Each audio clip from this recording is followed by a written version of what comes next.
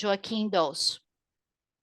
So Professor Joaquim Dolz teaches language didactics and is involved with teacher training at the University of Geneva. After a career as a researcher engaged in various projects to develop research in language didactics, didactic engineering, the study of the capacities of students, the didactic modeling of textual genres, the teaching of oral and written production, as well as the study of the taught objects and the activity of language teachers. He's currently interested in the study of the objects and processes of teacher education from a didactic perspective.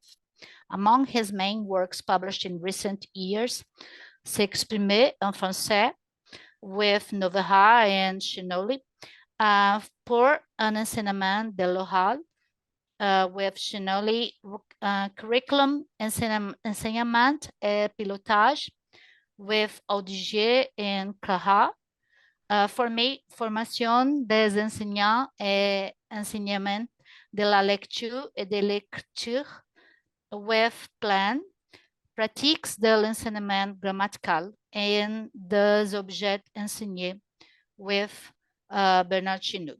So, Professor Joaquim Dolz vai falar conosco em português, professor. É uma grande honra para nós tê-lo aqui, novamente conosco aqui no GCAL. E, por favor, fique à vontade para agora começar a sua apresentação. Muito obrigada. Muito obrigado pela apresentação. É para mim um prazer e uma honra estar presente num painel sobre a educação internacional para o sul global. Vocês vão ver que hoje eu represento o norte com o professor Jonathan Rosa, e em particular a Europa, e vou explicar por que escolhi falar em português sobre a questão, e também vou começar por falar de 3 aspectos gerais da minha perspectiva para abordar a educação internacional, e logo falarei de 3 tipos de pesquisa atuais em relação ao tema da educação internacional. Em primeiro lugar, o primeiro aspecto a desenvolver é que eu represento a Europa, represento o norte, e que o sul existe no norte. Por que existe no norte? Porque os movimentos migratórios são muito importantes.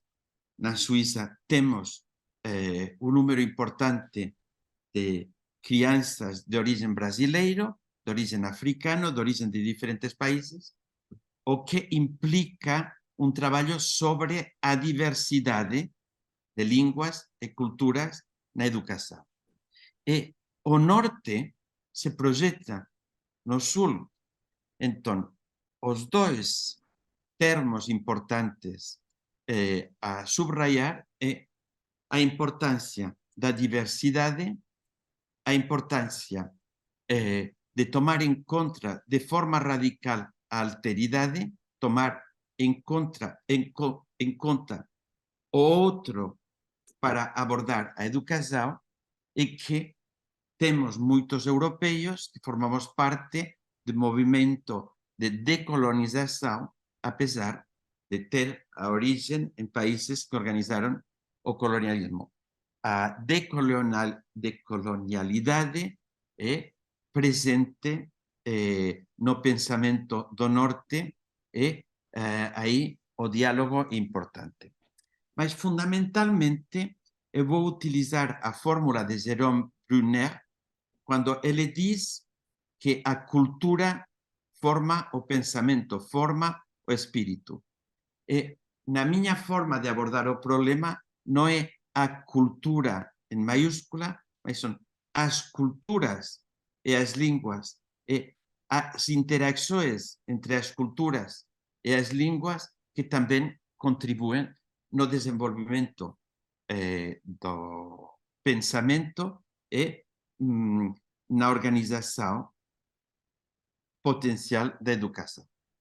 Segundo aspecto, eu me dirijo aqui con un panel de académicos importantes de diferentes partes do mundo. Para mí é impresionante, mas quero subrayar o meu itinerário em relação ao Brasil. Por quê? Porque antes de andar ao Brasil, eu conheci Paulo Freire exilado, ao sul, no norte, exilado em Genebra, doutor honoris causa da Universidade de Genebra. E desde os anos, o início dos anos 90 do século passado, eu viajei ao Brasil e precisei aprender um mínimo de português para compreender a realidade do Brasil. As minhas intervenções no Brasil foram em duas instituições completamente diferentes. A primeira, as universidades, uma rede de pesquisadores de universidades brasileiras, e continuamos em contacto, mas também a Olimpíada da Língua Portuguesa e a contribuição da Olimpíada da Língua Portuguesa no desenvolvimento da escrita e indiretamente da leitura, uma contribuição ao letramento. E isso me permitiu conhecer a realidade, neste caso concreta, de outro para mim, que é o Brasil. Seria muito ingênuo da minha parte dizer que eu conheço bem o Brasil, mas o pouco que conheço foi necessário para poder adaptar os meus projetos, para poder realizar pesquisa, mas também para poder intervir de maneira apropriada em um país, em um contexto completamente diferente do contexto europeu. Mas, em retorno, as minhas intervenções na Suíça foram influenciadas por o trabalho que eu realizava no Brasil. Nós temos no mundo, e por isso falar do sul global é importante, duas realidades importantes, que os fenómenos migratórios, que cada vez são mais importantes, e penso que não vão terminar, mas que implicam, em muitas ocasiões, racismo, xenofobia, fenómenos que podem ser negativos. E também implicam que na educação se pode esquecer a realidade de origem dos alunos. Eu estou falando agora desde Catalunha, a minha língua materna ou língua primeira é o catalão, e a fórmula que vou utilizar é: quem perde seus origens perde uma parte da sua identidade. Não significa que perda inteiramente a identidade, mas perde uma parte da sua identidade. A identidade é plural e se pode respeitar os diferentes aspectos da identidade, e se tem que tomar em conta a realidade complexa e as vozes diversas dos alunos para afrontar a educação. Segunda realidade, nós vivimos no mundo, e em particular no Brasil, uma situação difícil para línguas que são minorizadas. Eu vou dar o exemplo do Paraná, em que as minhas visitas na fronteira com Paraguai, os colegas brasileiros tinham em consideração o espanhol do Paraguai, mas não se davam conta que de uma parte e da outra da fronteira artificial criada pela colonização, que tinham paraguaios falando guarani e brasileiros falando guarani, e que eu vi se entender em guarani e não necessariamente em português e espanhol.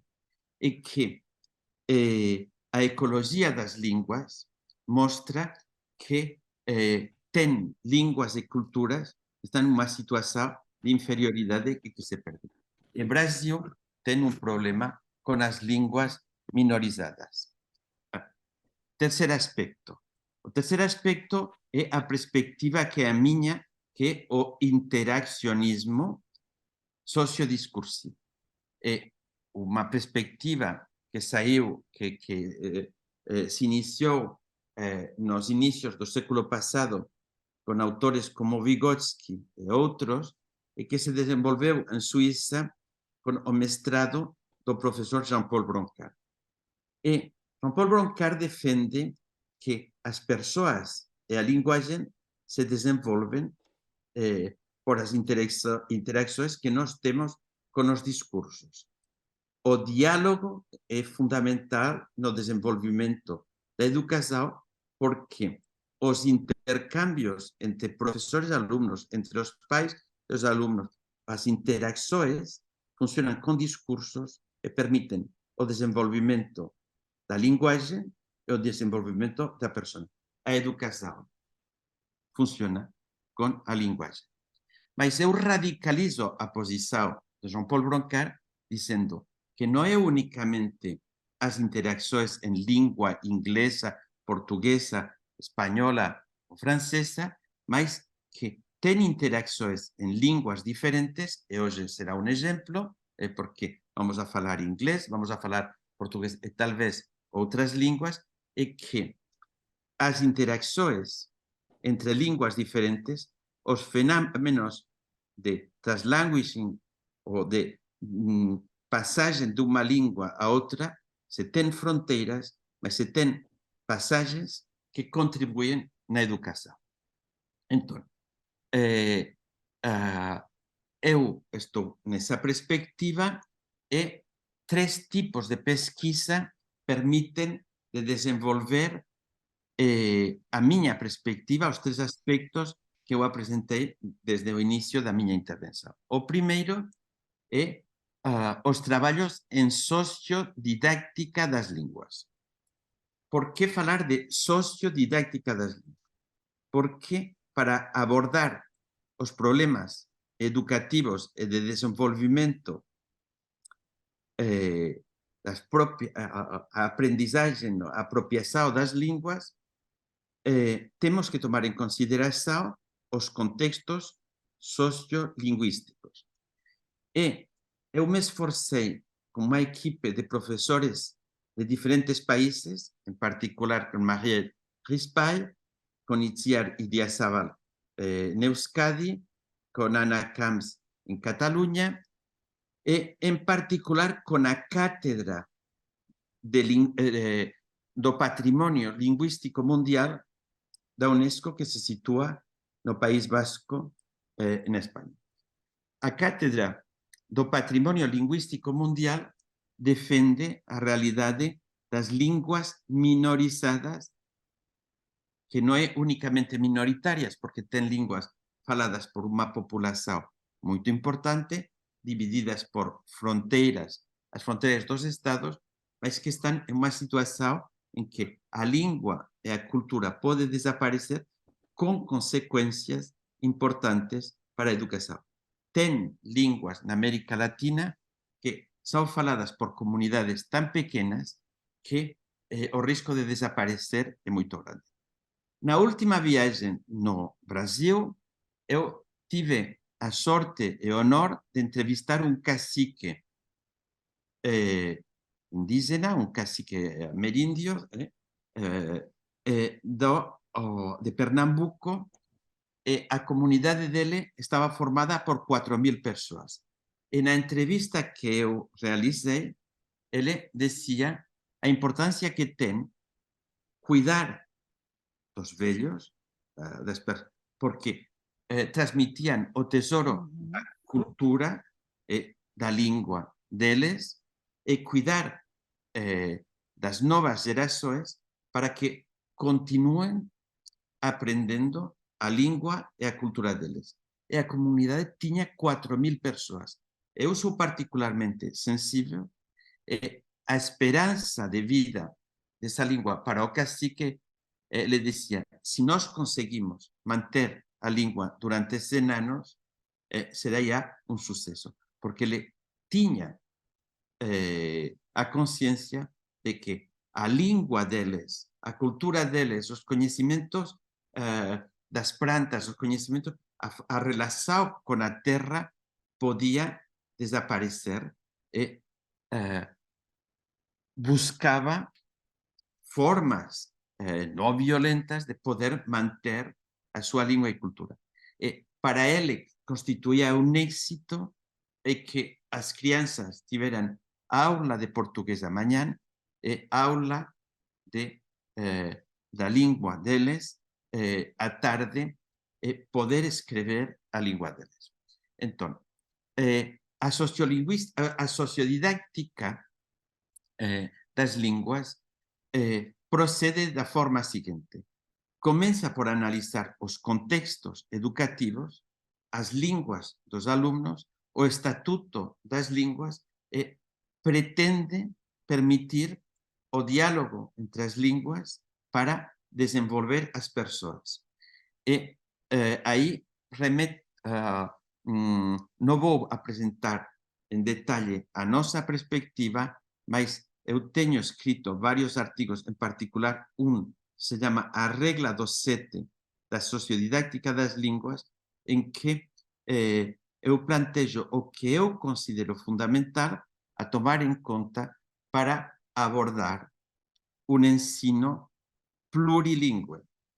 E distingo o multilinguismo da sociedade, que, por exemplo, na Suíça, na cidade de Genebra, talvez tenha 100 línguas faladas, porque é uma cidade cosmopolita internacional, do ensino plurilingüe, que é o número de línguas que podem ensinar-se e que estão ensinadas, e como são ensinadas, por exemplo, no caso do português brasileiro, tem várias associações que organizam o ensino do português brasileiro e vemos como na escola se trabalha o francês, o alemão, o italiano, e que relação se cria com as aulas de português brasileiro para os alunos de origem brasileira.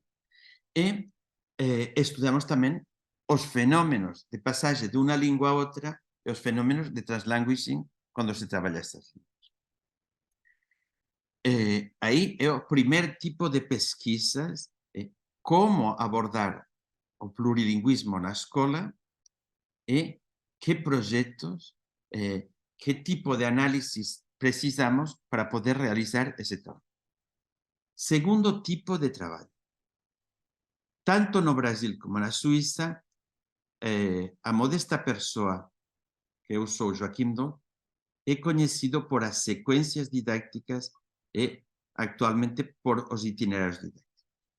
O que significa? Que, ademais de fazer pesquisas fundamentais para analisar a realidade educativa, nós realizamos pesquisas para propor desenhar dispositivos para melhorar o ensino das línguas, sempre com a consciência que o ensino das línguas é fundamental para a educação, porque a educação, por uma parte, é o ensino das línguas, e por outra parte, é como o uso das línguas contribui na educação das pessoas. E aí eu posso simplificar, mas desde 30 ou 40 anos elaboramos materiais, não exatamente na forma dos livros didáticos, mas com a ideia que para trabalhar a educação precisamos de instrumentos de trabalho e que esses instrumentos de trabalho podem ser melhorados. Para aprender, antigamente se dava muita importância aos laboratórios de línguas, mais recentemente temos consciência de como o ensino à distância, sincrônico, assincrônico, pode melhorar o ensino das línguas, mas en todos os casos, os materiais, os instrumentos, xogan un papel mediador na aprendizaxe. Se xogan un papel mediador, vamos a tratar de experimentar innovações que ajuden no desenvolvimento da linguaxe e, por consequência, no desenvolvimento educativo nas diferentes facetas. Eu falo de didáctica das línguas porque o que me interesa é o ensino tanto das línguas como o ensino das diferentes materias escolares. A sequência didáctica era um dispositivo particular e aí temos um problema que eu evoco imediatamente, que os instrumentos do norte non poden circular inmediatamente para outras realidades diferentes. E que no Brasil se ten que adaptar á realidade social brasileira, que é múltiple, porque Brasil ten o norte e o sur, e que vocês ten situações educativas próximas dos países máis desenvolvidos da Europa e situações educativas dos países máis pobres do planeta. Entón, como adaptar os instrumentos? Como na época da pandemia podemos crear para o ensino propio do letramento da alfabetização mínima, da decodificação, instrumentos a distância por o efeito da pandemia, com crianças que não têm ni celular, ni computador.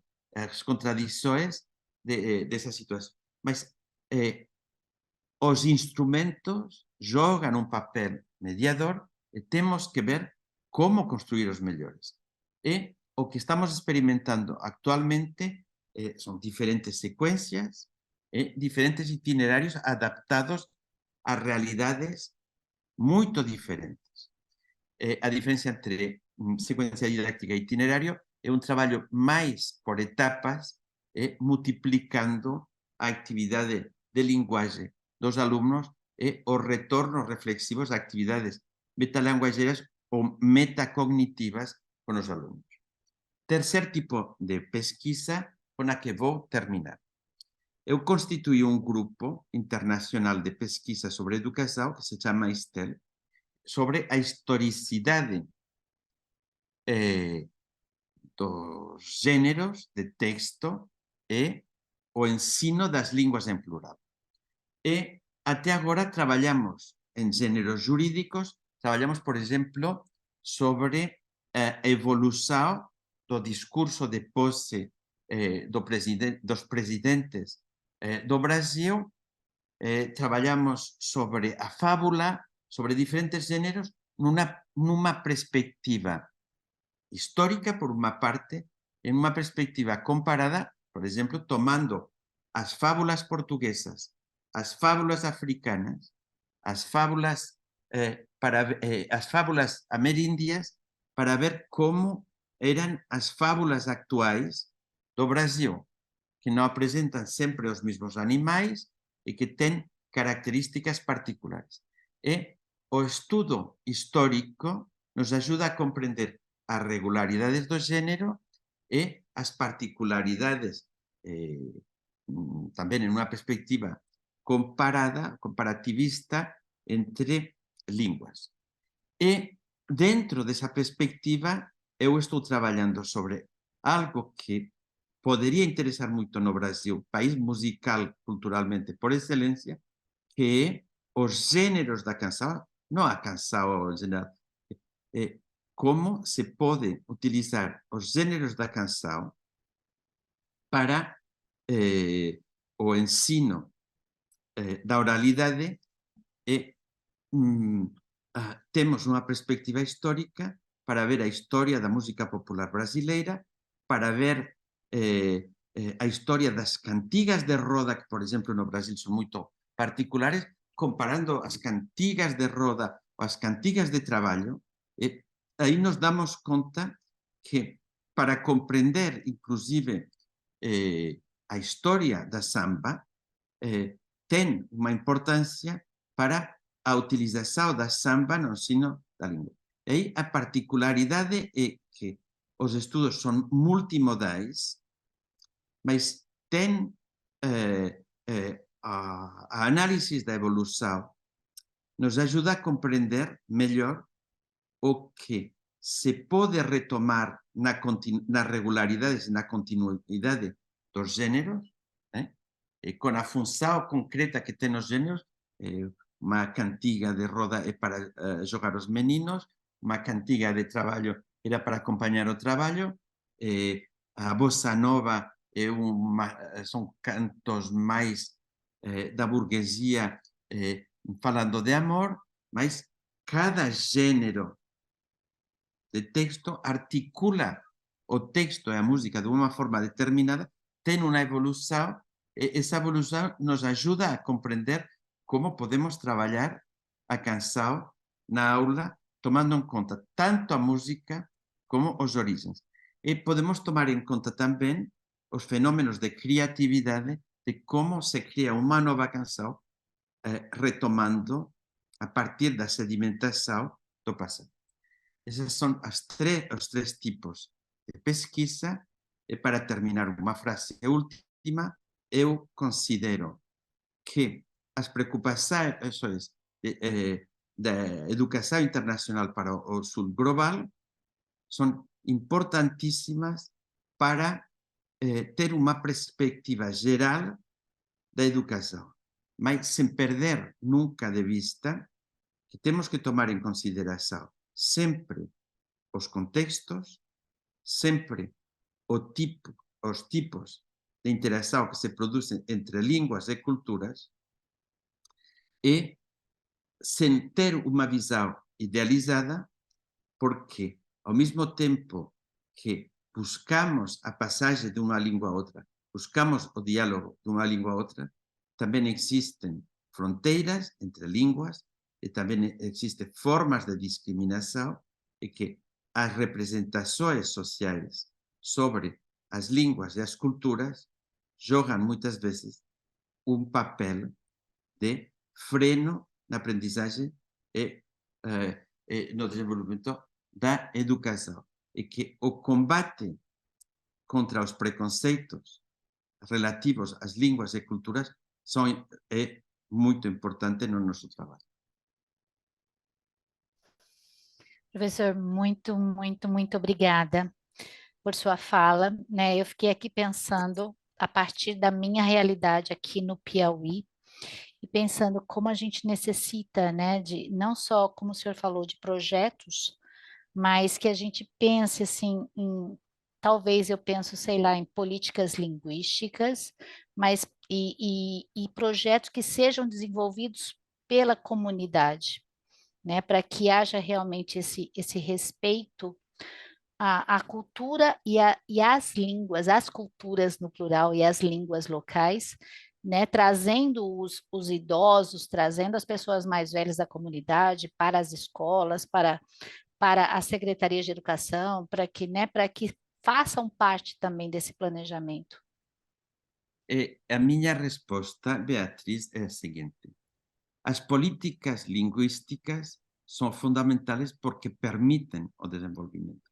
Sim. Mas não é suficiente com lançar uma política, e não é suficiente a atitude, a mobilização das comunidades é importante, mas o trabalho dos pesquisadores, a experimentação das inovações é fundamental. Porque se você tem uma política positiva, mas não tem instrumentos concretos de baixo nível para desenvolver, e se você põe em funcionamento uma comunidade, mas sem que eles dominem o mínimo de instrumentos, a política por si sola não é suficiente. Entre o nível macro e o nível micro tem que ter uma dialética. A minha crítica a Paulo Freire, porque eu adoro Paulo Freire, é que era mais, do meu ponto de vista, uma filosofia, um planejamento geral pedagógico que desenvolvimento que se poda generalizar de instrumentos para desenvolver o letramento. Eu acho que, do ponto de vista estritamente técnico, as coisas se podem fazer actualmente mellor. E non poño en dúbida ni os plantexamentos políticos ni a pedagogía geral. Mas temos que ter dispositivos para facilitar o traballo dos profesores e abordar os problemas complexos que, do ensino das linguas e os problemas complexos para permitir o desenvolvimento da educação. Sem política non se pode facer, mas sen traballo concreto moito do terreno, tampouco. E por todo na disposición dos profesores en unha formación, eu me apercibi, en particular no Brasil, vocês ten profesores no Brasil que traballan no letramento e que eles non ten un letramento moito desenvolvido. E iso faz que se nunha formación deixar a comunidade, os participantes da comunidade non ten unha formación suficiente, eu acho que tampouco é suficiente. E vocês ten un problema de educación fundamental relativamente fraca en algúns lugares do país, tamén ligado á falta de instrumentos e á falta de formação dos professores. Compreendo. Bom, professor, nós, ficaríamos aqui lhe ouvindo, mas o senhor tem que se retirar por motivos familiares que nós respeitamos. Porque tenho um problema urgente que resolver. Claro. Foi um prazer. Eu vou ouvir retrospectivamente o diálogo com os colegas. Tá certo. Muitíssimo obrigada, professor Joaquim Dolz. Nós agradecemos. Sou eu que Fique à vontade, professor. Okay, we are going to continue this panel with Professor Walkyria Monte Mor. Professor Walkyria Monte Mor holds a degree in Portuguese letters, a master's degree in philosophy of education, and a PhD in language and education. She is a full professor at the University of São Paulo and senior professor of the graduate program in linguistics and literary studies in English at the School of Philosophy, Letters, and Human Sciences of USP. She conducted postdoctoral research at the University of Manitoba in Canada. She's the co-founder of the National Project of Literacies, Language, Culture, Education, and Technology, and of the National Project of Teacher Training, New Literacies, Multiliteracies, and Foreign Languages, registered in the Directory of Research Groups of CNPq. She coordinates the pilot project Knowledge Exchange and Research Proposal, Literacies and Languages in Teacher Education, University of São Paulo, Brazil, and University of Illinois, Urbana-Champaign, USA. Her recent research focuses on language and education, literacies, new literacies, multiliteracies, critical literacies, and digital literacy, criticism and construction of meanings, critical pedagogy, and teacher education. Dear Walkyria, it's a pleasure for us to listen to you now. The floor is yours. Okay, thank you very much, Beatriz. Thank you, Kleber, and all the organizers of the event for the invitation. It's a real honor for me to discuss this topic representing Brazil, right? Although I don't think that just one person is able to represent such a big country anyway. So it's a good chance to exchange ideas about our research, about what we've been studying and doing here in Brazil as well, right? So thank you very much. I would like to ask, there is someone in charge of showing my PowerPoint, I guess. Okay, so this is my agenda. So I'd like you to see from bottom to top, right? So this is the title, International Education, Brazilian Perspectives. And then I'd like to discuss a bit the idea of international education and literacies and the freedom thoughts connected to the idea of decoloniality, just inquiring whether his thoughts make sense when we discuss decoloniality, what in my opinion, it really does, right?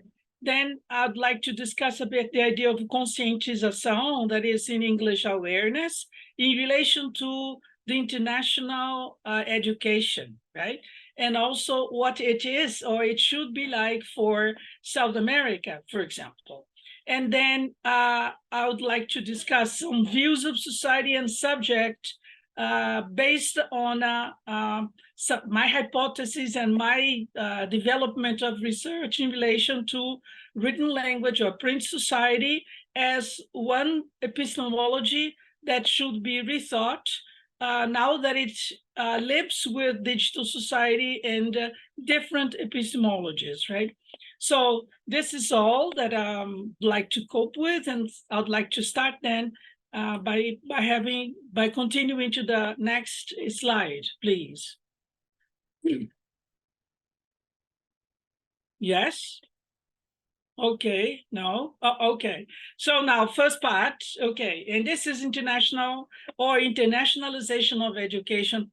I just selected two ideas to tell you, and not only to tell you, but to make you situate where I speak from.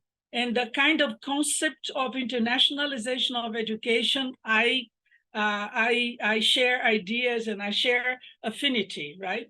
So the first one is developed by a Brazilian researcher, and the second one as well. So they are both Brazilian researchers that have been doing research on internationalization and international education. The first is Juliane Martinez, and I just highlight in blue what I'd like to call your attention to. So I really think that it makes sense when she invites us to problematize the relationship between internationalization and the real world.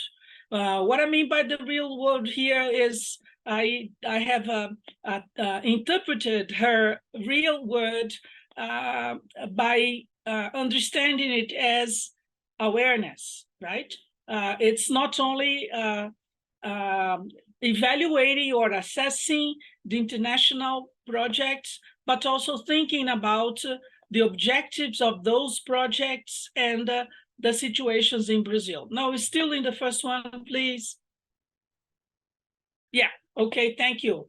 And also, she bases her research on Grossfogel, Castro Gomes, and especially focusing on the complicity between the university, philosophy, and human sciences. And also highlight what she says in relation to internationalization, that should be a space for questioning the role of education in the 21st century, right?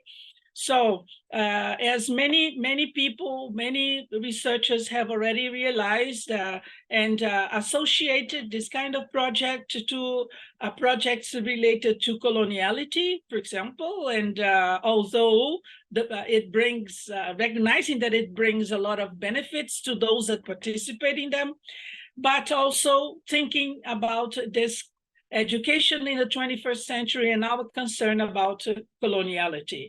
And the second researcher now, yes, please. The second researcher now is Clarissa Jordão, right? Also calls our attention to a few issues, such as a questioning about the positions of the English language in the internationalization process, right? Understanding that many of them really give a lot of importance to English, just the same way that we've been doing in Brazil for decades. And at this very moment, we've been discussing pluralism in Brazil, but not only thinking about English, thinking about also all the other languages, cultures, and identities, mainly the indigenous ones, also Libras, also Spanish, the language of our neighbors, for example, and also the language of those that compose what we call the quilombos here in Brazil and things like that. So that's why I think this kind of reasoning is very important. And also, Clarissa Jordan calls the attention to the rankings, okay, with global indicators, right? Making us think a bit about this and the ideals of modernity that we find in them, and the desire for control at the same time that we find homogeneity in all of them, right? And she also closes her ideas by saying that coloniality inferiorizes, for example, local epistemologies in favor of a supposed superiority of the ways of building science in the global north. And here she cites Pennycook and Marconi in relation to this kind of thought, right? So I'd like to go on then, making sure that my perspective is very critical in relation to international education, in relation to certain models of internationalization as well, right? So going on, please. Okay, now I'd like to say, to make a reference to literacies and the Freudian thoughts, and a probable relationship between them and what we call nowadays decoloniality, right? So please let me go on. Okay, so as one of the researchers that have been dedicated to studying and understanding Freudian ideas and thoughts, especially on inequity, education, and freedom, I think that we could really associate those thoughts that had been developed by him in those decades with what we now call decoloniality. And I'm not the only one to have this kind of reasoning. I'm just here bringing other colleagues in Brazil that have also following this kind of, let me say, assertion, okay? Understanding, just recalling Freire's awareness about this inequity that we find in Brazil in terms of hierarchy, and also making people rethink about them. So just the same way that Freire made us think a bit about this idea that too many people in lower class between inverted comma, of course, families and communities would find it, let's say, natural that they had a boss that was superior, and that his authority or her authority was unquestionable. So making people rethink about these differences, right, in terms of hierarchies. And then I also situated these hierarchies not only in terms of people and the relationships between people, but between nations, between countries, between projects of society, right? So it is that the problem is the poor people that found it natural to feel the situation of misery by that time. They should understand that was not a fatality, you see, but that was a project of society, a project of societies, right, as a whole. So going on, and by the way, with this, I'd like to call the attention to the talk that we had this morning by Sharon Stein, where she asks us to step backwards. So this is how I feel that I've been stepping backwards to Freire in order to come back with the discussion about decoloniality, right? So going on, próximo slide, por favor. Okay, I also go back to one of the talks in the morning that we had by Adriana Gonzalez Moncada, when she tells us about awareness. Awareness, again, coming from the Freudian thoughts, when he called our attention to what is now identified as cognitive colonization or colonization of being as a position of the oppressed, right? So as Pena and dos Santos, two of the Brazilian researchers that have associated Freudian thoughts to the studies on decoloniality, they say that there is naturalization of the vertical hierarchy and of conformism in relation to various social inequalities, right? In this case, there is a liberal premise in which the social system is not responsible for the inequalities, right? And in the first one, it's the interpretation is that homogeneity or convergence in thinking and viewing the world as a social control of the meanings, schooling and teaching as technologies of a nation, right? Okay, so going on. Próximo, yes. I'd like now to go to the idea of awareness, okay, a little bit more, okay? Próximo, por favor. Okay, so in this sense, I resort to Lyotard, 2003, when he says that to understand the nature of knowledge in modern times, one must be able to understand how society operates and why. And here he refers to modern times, but maybe we could say that this applies to any times, okay, that we live. Especially, he calls attention to the modern times, mainly because this is the very great influence that we have in the academic studies, right? So going on. Próximo slide, por favor. Okay, so I associate this idea of understanding how society operates by quoting Saviani, who is a very well-known Brazilian philosopher of education, as well-known in Brazil as Freire, for example. And he makes an association between the philosophy of education, pedagogy, and practice, right? So he's always calling the attention that any idea related to changes in education in Brazil for long decades, long time, people have been focusing on methodology. However, we should always understand what is behind or within that methodology, and at the same time, what is the philosophy of education embedded in it, right? Or vice versa, right? What is the methodology embedded in this philosophy of education that many times is not clear to many researchers or many teachers, mainly teachers, especially those that work with basic education, what is called basic education in Brazil, and that have been taken teacher education by a kind of training only and not a development project or process, right? So, o próximo, Tamara. Okay, so to explain this a little better, I would like to show you, this tree, and I've selected the image of a tree, especially because it's a live tree. It doesn't have anything to do with those trees that have been constructed by linguistics in other times, for example.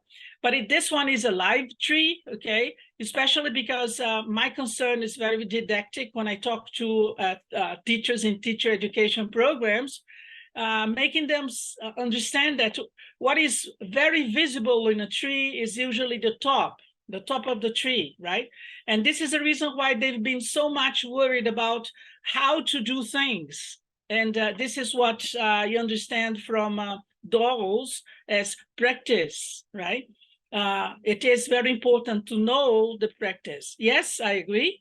However, much more important than that is it is important to understand what is the pedagogy, or the conceptions, the thoughts, the contents, orientations that enable the education of people X, Y, Z, or societies X, Y, Z. So why do we practice a critical pedagogy or the critical literacies or any other kind of pedagogy, right, to contribute to the education of which citizen. The word here should be citizen. I don't know why it doesn't show. Anyway, and what is also very important is understand the philosophy of education that basis, okay, that gives foundation, I think, to all the practice and everything that is done in education, right? Such as which project of society do I see in it, and which project of subject, person, or citizen is present, okay, in all of this idea, in everything that is practiced in education. So, próximo slide, Tamara, please. So, I would make an analogy from this one to understand the model of societies and citizens, right? So what is at the top of the tree would be the people, the subjects that we have in society, okay? However, they are, I would say, they make up, you know, a project of society that in which we see certain kind of roots and not others, or sometimes mixed, it doesn't matter. And at the same time, we have projects of education, I would say, such as in models of education or in policies or in politics of education, right? That would go straight to what is done in universities and in schools or in basic education schools, okay? So going ahead, mais uma? Não, pode passar para o próximo slide. Pode passar. Okay, this is the reason why I think it's important to have awareness about what it means to be based on a written language society that at the same time represents a modernist enlightenment project of society, right? So this kind of proposal of society, learning how to read and write, is very important. But what we should be aware, what we should be conscious of, is that at the same time that it is important, it is built up, but simplified language, standardized meanings, agreements, official versions, standard languages, meanings that neglect the multimodalities, for example, and they privilege the mind only, right? Continuando, Tamara, please. Okay, this is then, let's see, a convergence to a kind of epistemology that is very much present in our society.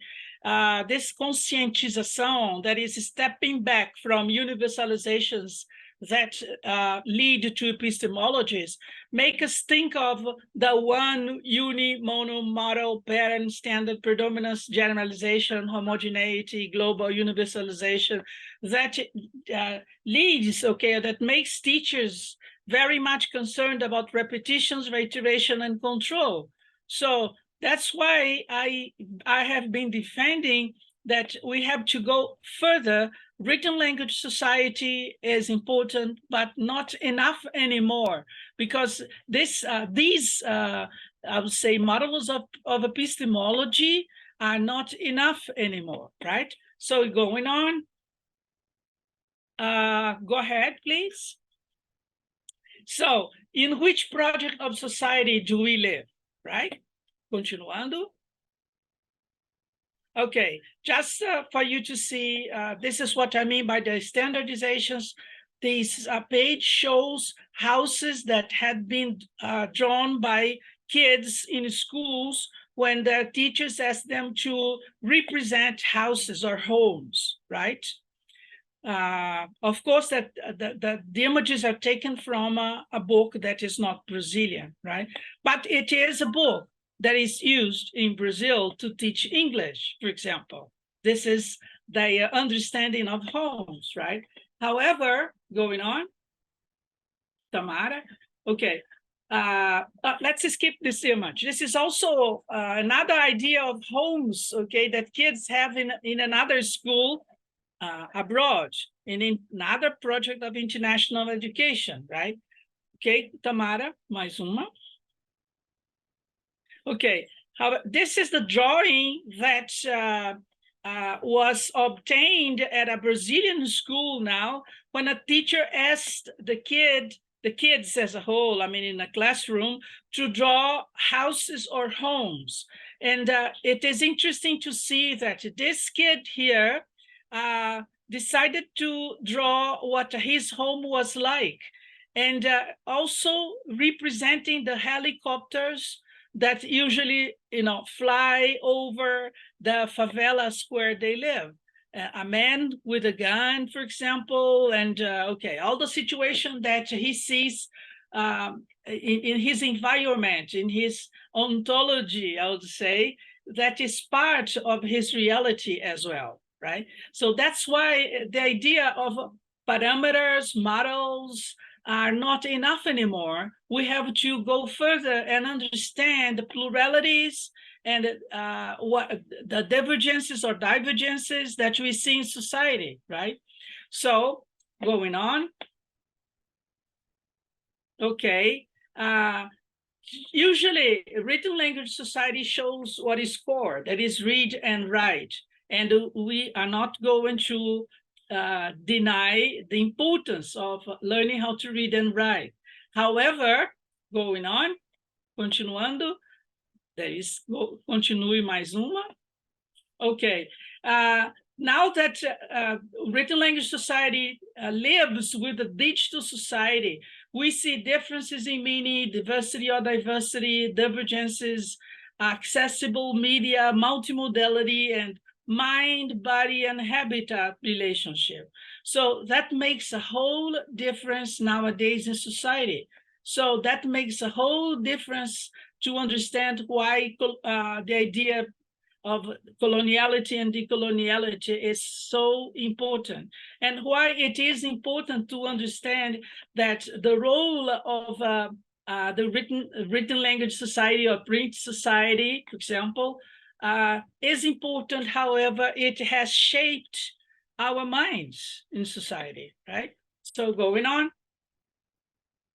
So this is also, I would say, an expansion of to other epistemologies that are important and that they should live with the written language epistemologies at the same time.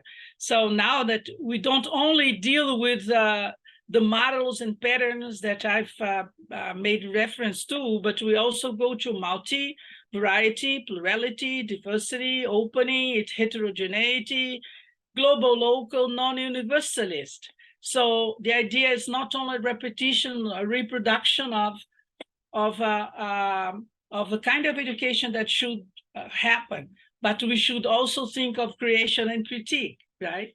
So going on, and I'm about to go to the end.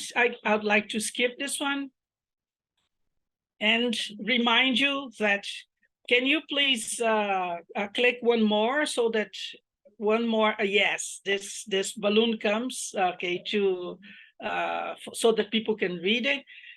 So what I mean is probably translated here, right? So here we have the model of a spider web, okay, and this is the way that we represent it. And here on the left, we see someone that has, a spider, or someone that has broken the model by doing something different. But what is important to recall is that the fact that someone breaks a model does not replace the old way, but it is an opportunity to make it rethought, right? And going on, I'd like to show just some pictures, and I close it to explain the Freudian thought and the idea of international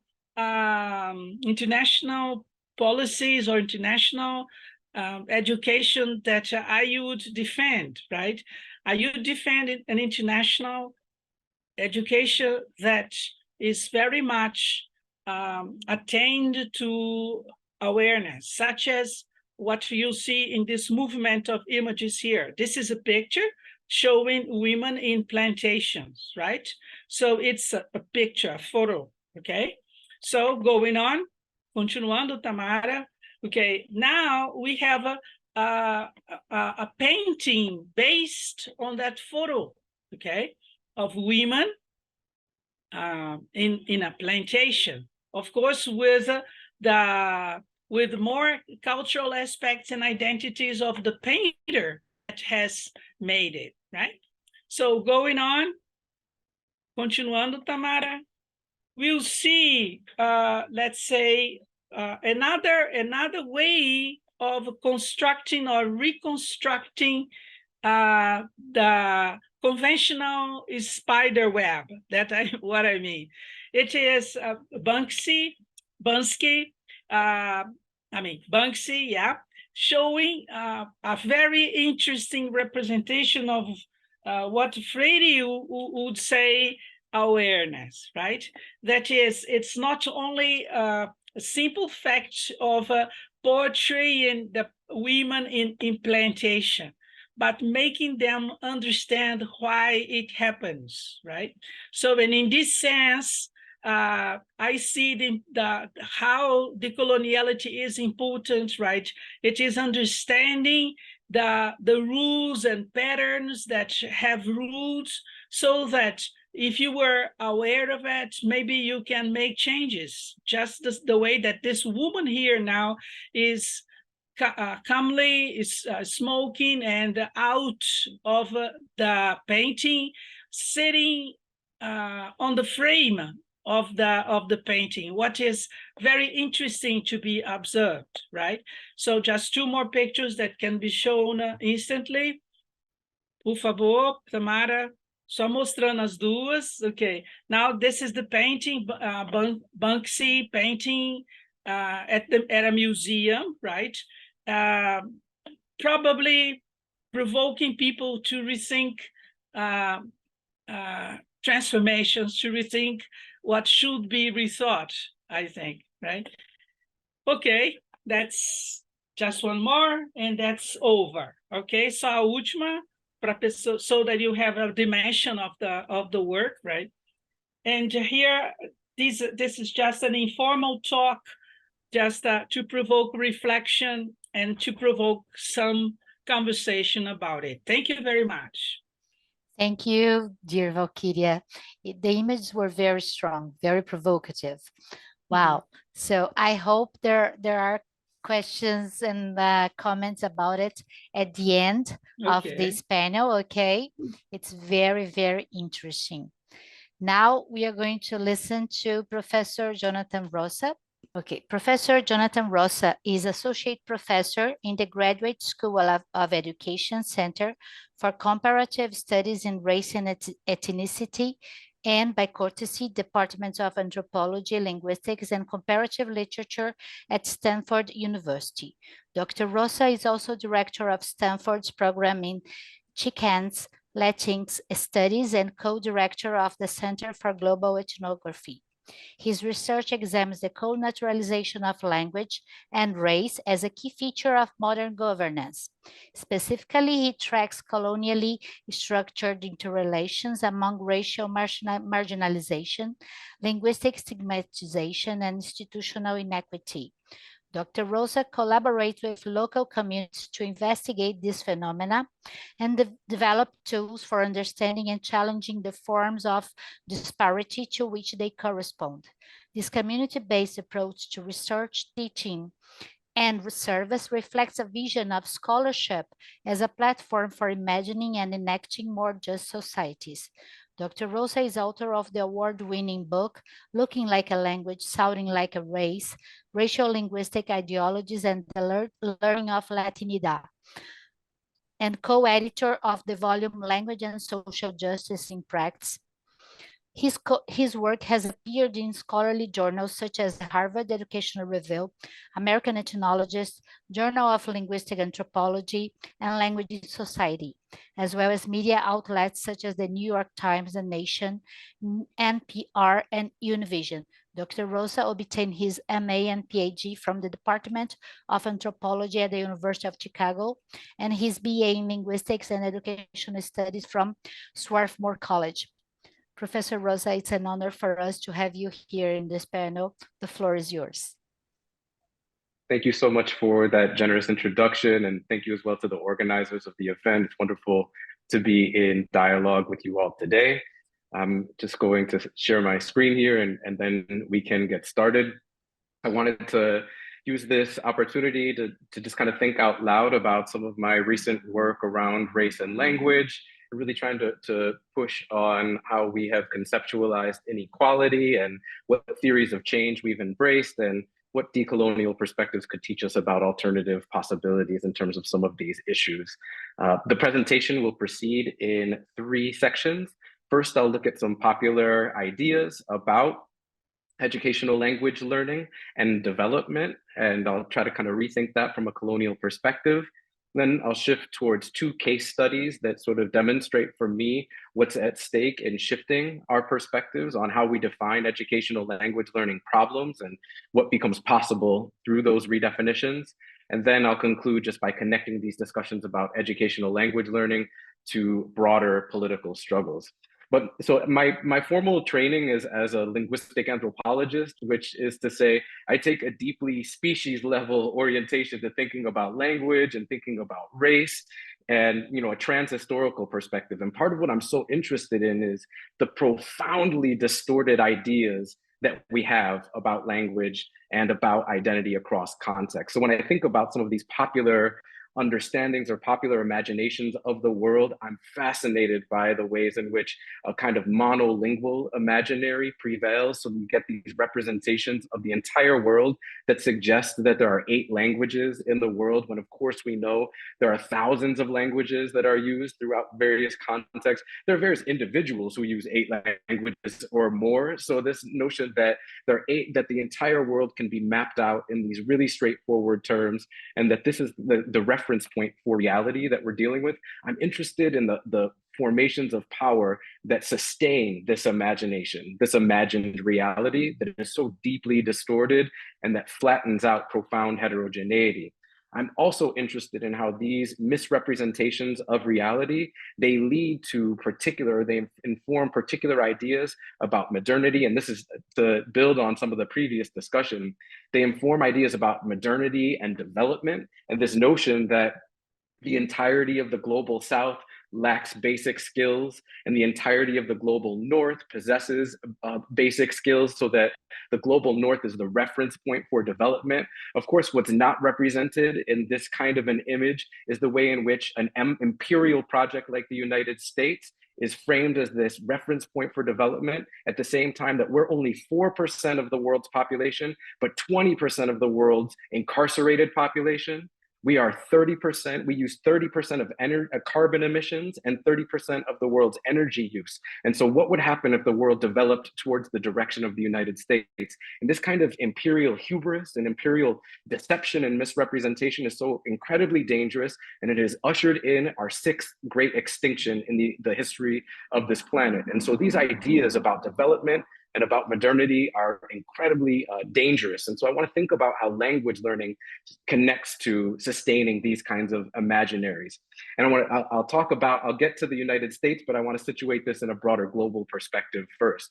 So you have lots of situations where, because of these ideologies, monolingualism is framed as the norm and multilingualism is the exception.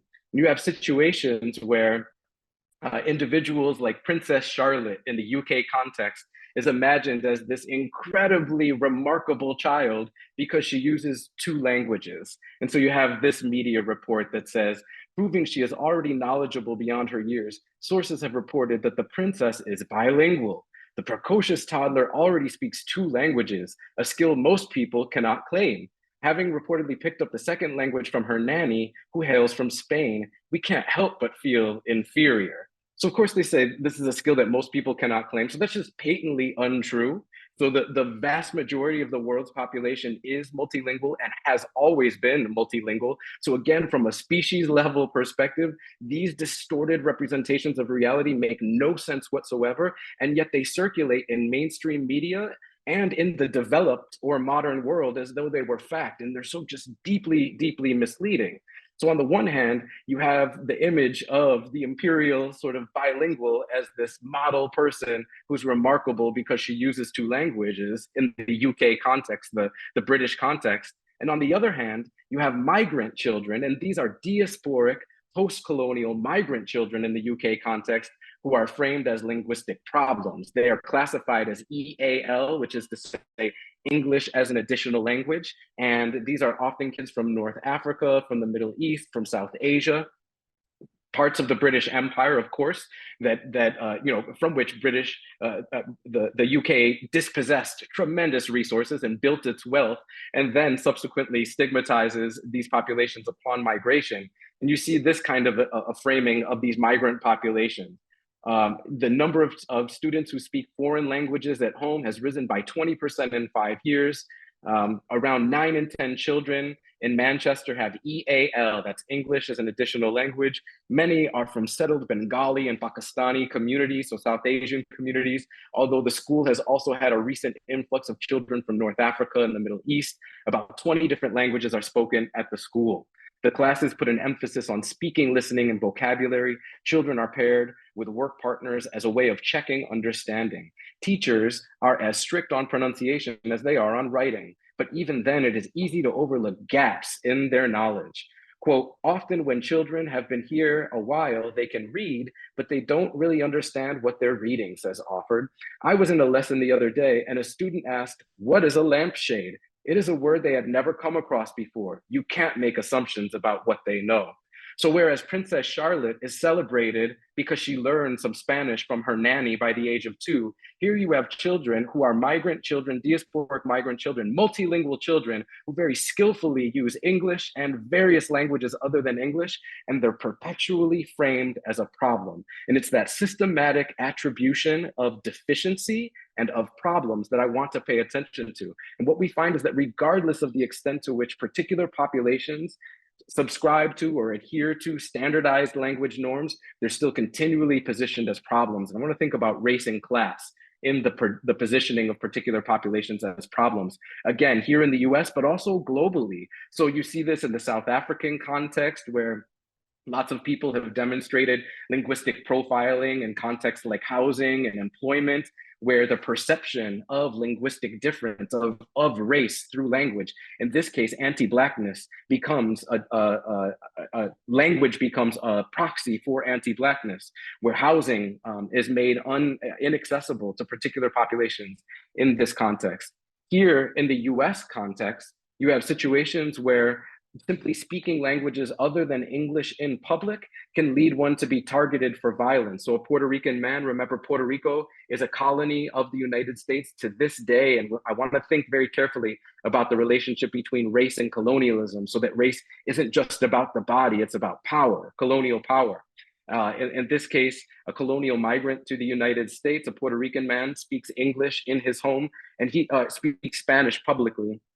And a neighbor shot and killed him simply for using Spanish in public. And you see this happen across contexts in the United States, where languages other than English are signs of foreignness and become targets of xenophobia and in many cases of violence. Here in the US context as well, we see lots of evidence that, again, regardless of the extent to which particular populations use standardized English, based on their racial positions and their gender positions, they can still be stigmatized. You have studies like this that show if you show an image like the image right here of a stereotypical white woman to a group of undergraduate students at university, and you play an audio track and ask the students to describe the voice that they hear in the audio track, they say that the voice is normal, that it's regular, that it's good, and then you give them a brief quiz on the information in the audio track, and they fare perfectly well on the quiz. So they all do well and they understand this voice.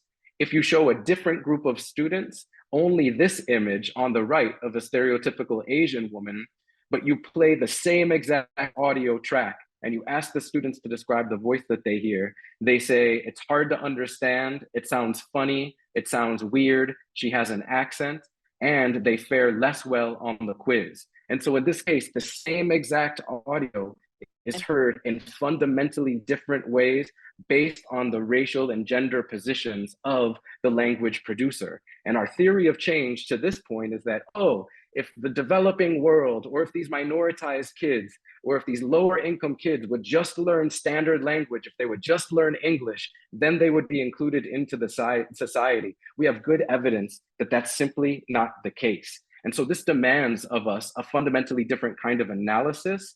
I'm really thinking of drawing from a range of post-colonial theorists to reconceptualize the nature of the problem. So the Martinican philosopher Aimé Césaire famously said more than 70 years ago, nearly 70 years ago at this point, my turn to state an equation, colonization equals thingification. And I'm interested in this context, how colonialism makes language into an objective thing and into a border that can be managed and policed and stigmatized in particular ways. And I'm paying very careful attention in my work to the thingification of race, of inequality, of language and education, how these concepts are made into things to be managed and problems to be solved.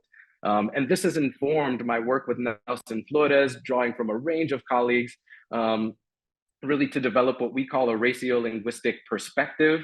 And we've laid out what we call 5 tenets of a principles of a ratio-linguistic perspective. First, thinking about the central role of modern colonial power, the globalization of modern European colonialism. This isn't to obscure the ways that there are various colonialisms throughout the world, of course, North African colonialism, Asian colonialisms, Chinese and Japanese colonialisms, of course, but the globalization of modern European colonialism plays a very particular role in producing racial categories across contexts. We're interested in shifting our perspective from the producer of language to the perceiver of language, so that the burden is not placed on the producer of language to demonstrate their skill, but rather how the focus becomes interrogating how the perceiver of language systematically attributes deficiency. We're interested in the ways that these categories of language and categories of race and ethnicity, how they get bundled together as these imagined sets, where we think that this person inhabits this body and they must speak this language or produce this set of forms. We're interested in really developing an intersectional perspective that pays attention to a range of matrices of power and axes of difference, race, class, gender, sexuality, ability, religion, thinking about all kinds of forms of difference and really broadening our theory of change so that the goal isn't to be included into the society or into modernity, but rather to transform our vision of what these societies could be. So in this work, linguistically, what this involves is really rethinking various kinds of dichotomous orientations to language, these sorts of borders that have been drawn around the idea of a first and a second language, this notion that everyone has one language that they're born with, and then everything else is the second language, which privileges monolingualism. This notion of a home language and an academic language, which privileges, again, particular populations' language use as being closer to school, and other people, their language use is just for home or just for community. It has nothing to do with school. Idea of standard and non-standard, which is a projection, it's an ideology, it's not a fact about language, and yet it's made into a fact in various institutions. And of course, notions of proficient and limited language use, or pure and impure language use, or full or truncated bilingualism or multilingualism. All of these dichotomies are deeply troublesome, and I'm interested in how various colonial histories have made them or produced them, represent them as facts. So let me just show you what this looks like in 2 case studies. The first in the United States is this notion that there is a language gap, what's called a so-called 30 million word gap between rich and poor populations in the United States. So wealthy and lower socioeconomic populations, but note that this is represented in terms of class, but almost all of the lower income families in these studies are Black and Latino. So race and class co-articulate in these kinds of ideologies that frame Black and Latino homes as suffering from a 30 million word gap. And the idea is that parents in these homes don't speak enough words to their kids, and therefore they're not learning enough language, and that justifies their subsequent educational underachievement across contexts. Note that kids are multilingual in various contexts, and yet framed as lacking language in relation to people like Princess Charlotte, for example. This sort of technology is used to count the words that people use in their homes. So I'm interested in the ways that modern technologies are built with language ideologies, are infused with language ideologies that privilege particular populations' practices and stigmatize others. And then these studies are represented in mainstream media. Here in the United States, one of the most prominent newspapers, the New York Times, liberal newspapers, not just conservatives. So this is a liberal and conservative commitment towards reproducing inequality, represent lower income, racialized children as suffering from a language gap. And lots of the studies suggest that, for example, kids from these lower income homes, they don't know how to identify certain words, in this case, like dog or ball, by a certain age. And various psychological studies have been used to justify this research. But this research is deeply, deeply stigmatizing and deeply misinformed, and not informed by a careful ethnographic perspectives or culturally informed perspectives. It's psychologists of language who aren't familiar with linguistic diversity in these communities. And they misrepresent the tremendous skill. And various linguists have taught us about this for decades and decades. So of course, William Labov said more than 50 years ago, Black children from the ghetto area are said to receive little verbal stimulation, to hear very little well-formed language, and as a result are impoverished in their means of verbal expression. Unfortunately, these notions are based upon the work of educational psychologists who know very little about language and even less about Black children. The concept of verbal deprivation has no basis in reality. In fact, Black children in urban ghettos receive a great deal of verbal stimulation and participate fully in a highly verbal culture. So this is a systematic misrepresentation that many educational language learning scholars have internalized and reproduced, so that we think the goal is to help these marginalized kids learn more language rather than to transform the society that is continually positioning them as lacking language in the first place. We can also see this in ideas about bilingual education. Here in the United States, we've had bans on bilingual education and bans on multilingual education at the turn of the century. Here in California, where there's tremendous multilingualism, we had a statewide ban on bilingual education that was recently overturned in 2016, so that now we can have language learning in languages other than English. But this just means that now languages other than English are allowed in public schools in California. It's not a robust vision for multilingualism. It's not an imaginative vision for a fundamentally different California, the United States, and world. And in fact, you have lots of situations where the promotion of multilingualism now in the United States is in fact to the benefit of wealthy white people in the US. So here is the principal of a school for wealthy students in New York City who is giving a tour to parents of prospective students at the school. And she says, if you don't speak Spanish, you're going to clean your own house. It's a very strange logic that she uses, but she's promoting learning Spanish so that you can be better than your nanny, so that you can be better than the person who cleans your house. So that multilingualism is here framed useful, it is so that you can maintain your economic superiority. So this is how race and class co-articulate in various spaces. You see the ways that kids of color in the US are systematically positioned as lacking both English and Spanish, or English and languages other than English. In some cases, they're classified as non-nons, so framed as lacking language altogether. And virtually no human child is a non-non. But here in California, one of our nation's most populous school districts, Los Angeles Unified School District, and that's progressive, that's liberal. The liberals have classified thousands of students as having no language, but that just makes no sense. But neither did the world map that I showed you at the beginning of the presentation. These ideas about language make no sense whatsoever. We see this more recently in the US with the classification of long-term English learners. These are kids, most of the children who are classified as English learners in the US were born in the United States, and English is one of the primary languages that they use. And yet they still don't pass the assessment for English language proficiency. But that assessment is deeply bigoted, deeply stigmatizing, so that some children go their entirety of their education in the United States, kindergarten through 12th grade, remaining in remedial classrooms for English learners that are second-class classrooms for these students. So rather than building from my close colleague, and I'm concluding now, building from my close colleague Nelson Flores, who suggests that we've got this model of multilingualism that often imagines the goal as being included into the liberal multicultural melting pot. So the idea is that the minoritized children need to cross the bridge so that they can hold hands and be melted into the society. But what kind of a society is that? That's a society that is created mass extinction. So do we want to be included into that, or do we need a fundamentally different way of organizing everyday life? So a race radical perspective suggests that that is not the bridge that we want to cross, that we need to reconstitute our everyday realities across context.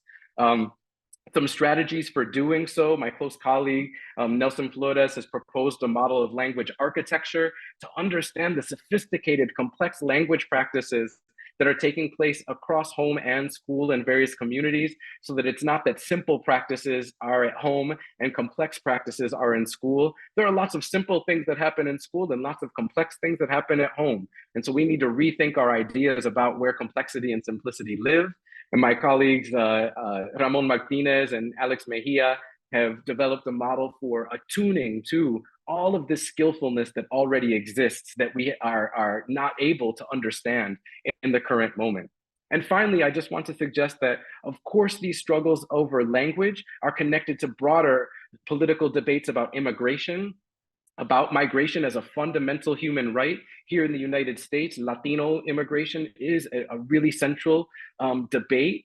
However, we want to think about the ways that various populations, specific populations, are stigmatized, so that it's not just Latinos in general right now, but we're seeing that Central American populations, so populations from Guatemala, from Nicaragua, from Honduras, indigenous populations, and Haitian populations are hyper stigmatized. And it's not by chance that Haitians are hyper stigmatized right now in migration. Remember, Haiti, it's not the American Revolution in 1776 that still allowed for enslavement of Black populations. It's the Haitian Revolution that reimagines freedom in 1803, 1804, 1805.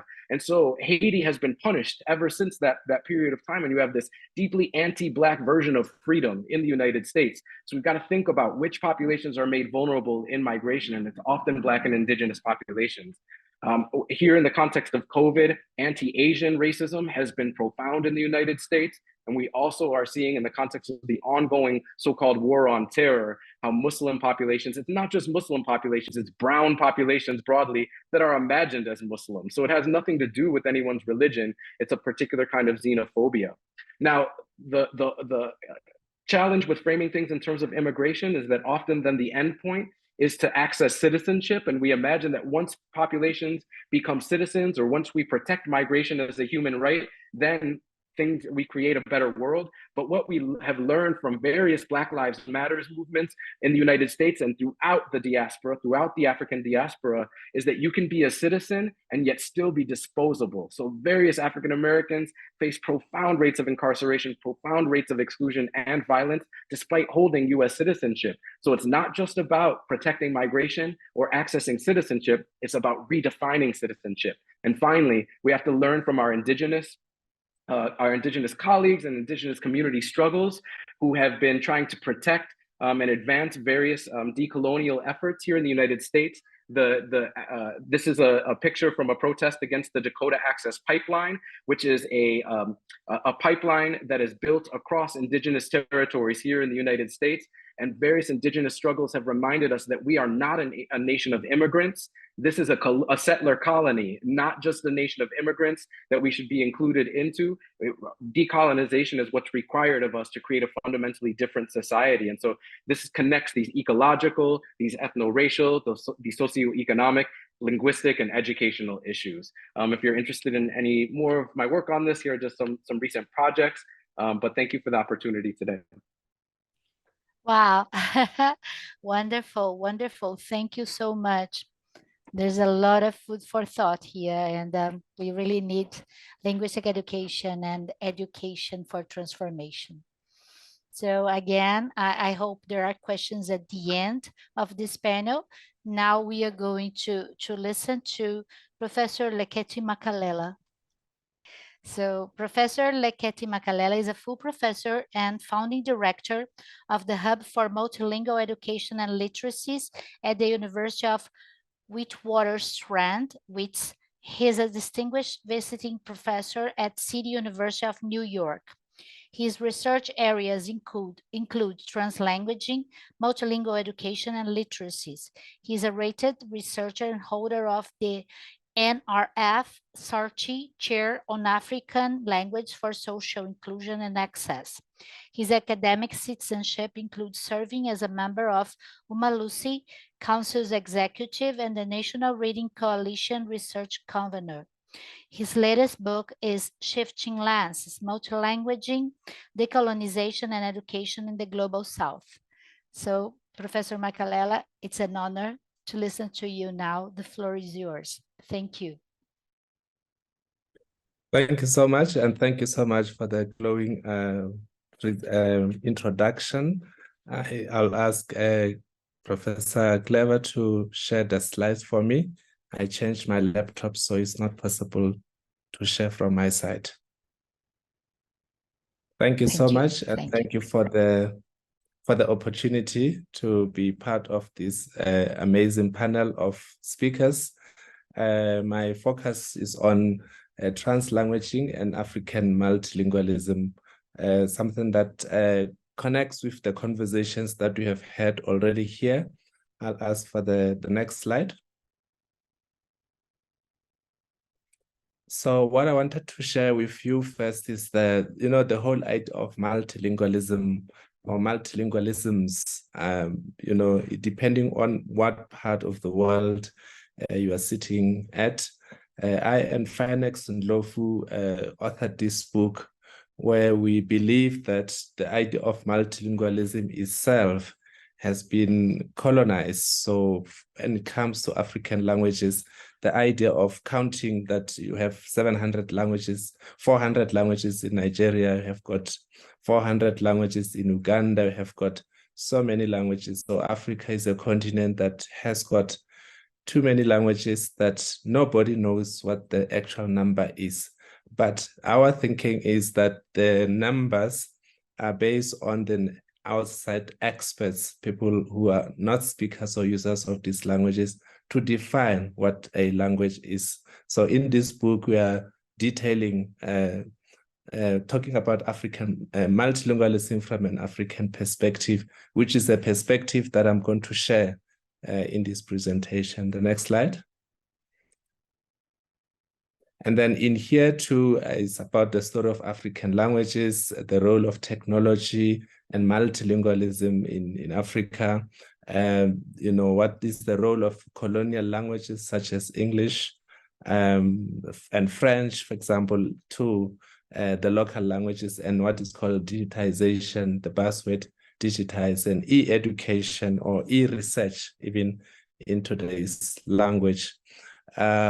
So this is the book that distills some of the challenges and perspectives around how digital technologies could be a measure of decolonization of the linguistic boundaries that have been created in the past. The next slide.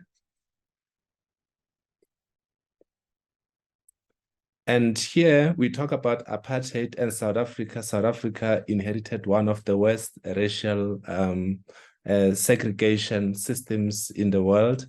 And we look at South African universities in particular in this book, and we found that there's still a carryover of colonial legacies in these universities. Therefore, despite the many good policies that we have, for example, 11 official languages in South Africa, and now 12 with the sign language added, you have got this challenge that we are simply repackaging the colonial way of thinking about languages in the continent. The next slide. In this particular book, then we look at translanguaging in particular and what we call the concept, almost saying to South Africans and to many African countries that the idea that we have so many languages is simply a myth and is not quite true. And it depends on what you mean by language. If you talk about use, then it's a completely different story, that South Africa does not truly have the 11 official languages from the point of view of use. Okay, the next slide. So what we are dealing with is what we call the historical consciousness. And then as we begin, perhaps there's a Trevor Roper, a British historian in 1963, who said perhaps in the future there will be some African history, but at the moment there's none. There's only history of Europeans in Africa. In fact, that is quite the case even today. Even including the idea of multilingualism is a representation of a European view about language separation. And Gugu Thiongo reminds Africans that people without history or culture become mimics who place their memories in psychic tomb. And then an African politician quoted in Rosa's work, we have to meet the prevailing global challenges from within our own and proceed to action from our own authentic possibilities. The emphasis here is the culture and competencies of the Africans themselves. In other words, even including the idea of defining a language, it should be coming from the competencies of the actual users, not something that is external. So in this slide, I just want to say, oftentimes when you talk about language and language education in African countries, there's easily forget where the story of language and many languages is coming from. Therefore, language is tied to the history. The next slide. I had the privilege to stay in New York for some time, and I did stay in the US for quite a long time. I'm also a Joburger, living in Johannesburg, South Africa, very cold at the moment. My experience of many languages in New York, you have got almost every language on planet Earth. You hear this language is being spoken in the street. But the particular way in which languages are spoken in New York is different from the way in which languages are spoken in Johannesburg. And therefore, in New York, for example, you hear someone speaking, let's say Zulu, but you'll be speaking to another Zulu speaker and possibly on a phone. What you have in Johannesburg, you have got languages that are used almost horizontally. So a speaker of English speaks to a speaker of isiZulu, and speaker of isiZulu speaking to speaker of another language. Languages are being used in much more fluid way at the horizontal level, whereas you have got what you call vertical multilingualism in New York and horizontal multilingualism in Johannesburg. And that makes a difference, so that when you speak about multilingualism, we need to take that into account. And the problem and the challenge is when we think about Johannesburg based on the New York perspective around the issue of language use.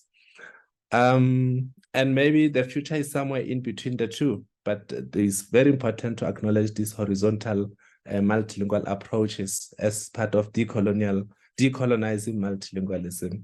And in that case, therefore, we cannot actually count in the numerical sense that people have been doing. Okay, the next slide.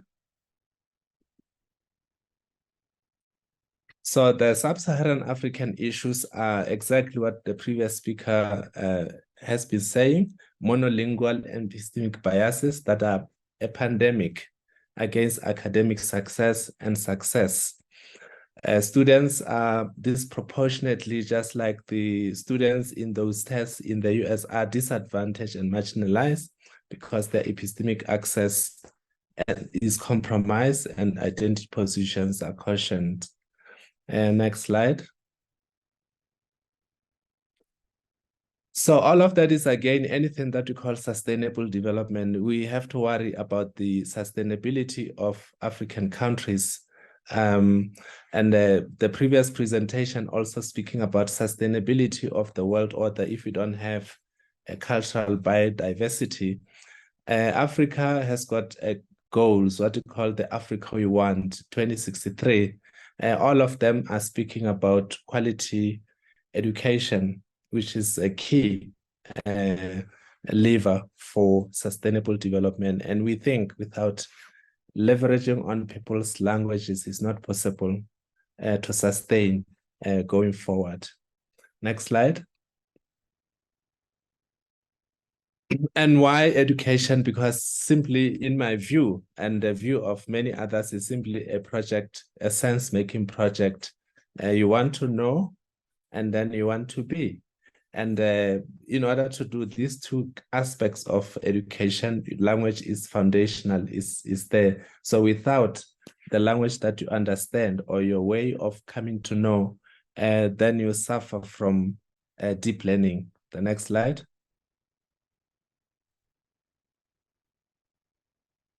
In this slide, I'm just going to show how do we know that multilingual children are being disadvantaged.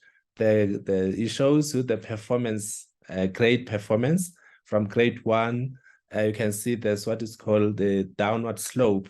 And then at grade 4, you have got the grade 4 slump, and then it goes further and further down the train, the downward literacy trajectories. Okay, let's go to the next slide.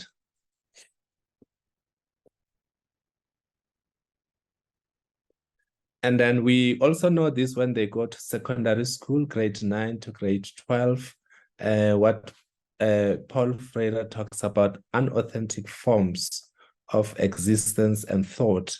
You can see from there that they're getting weaker and weaker over time. It's because they don't deeply digest the content. The number 15 there shows that at university level, the throughput rate, in other words, students who complete a university at record time, there is only about 15% on average. So the rest of them fail or drop out. And this is serious pandemic for not just South Africa, but many countries in sub-Saharan Africa are going through. It's the same trajectory. The numbers could be different. It's 20, it's 25 somewhere, but otherwise the trend is the same. Next slide.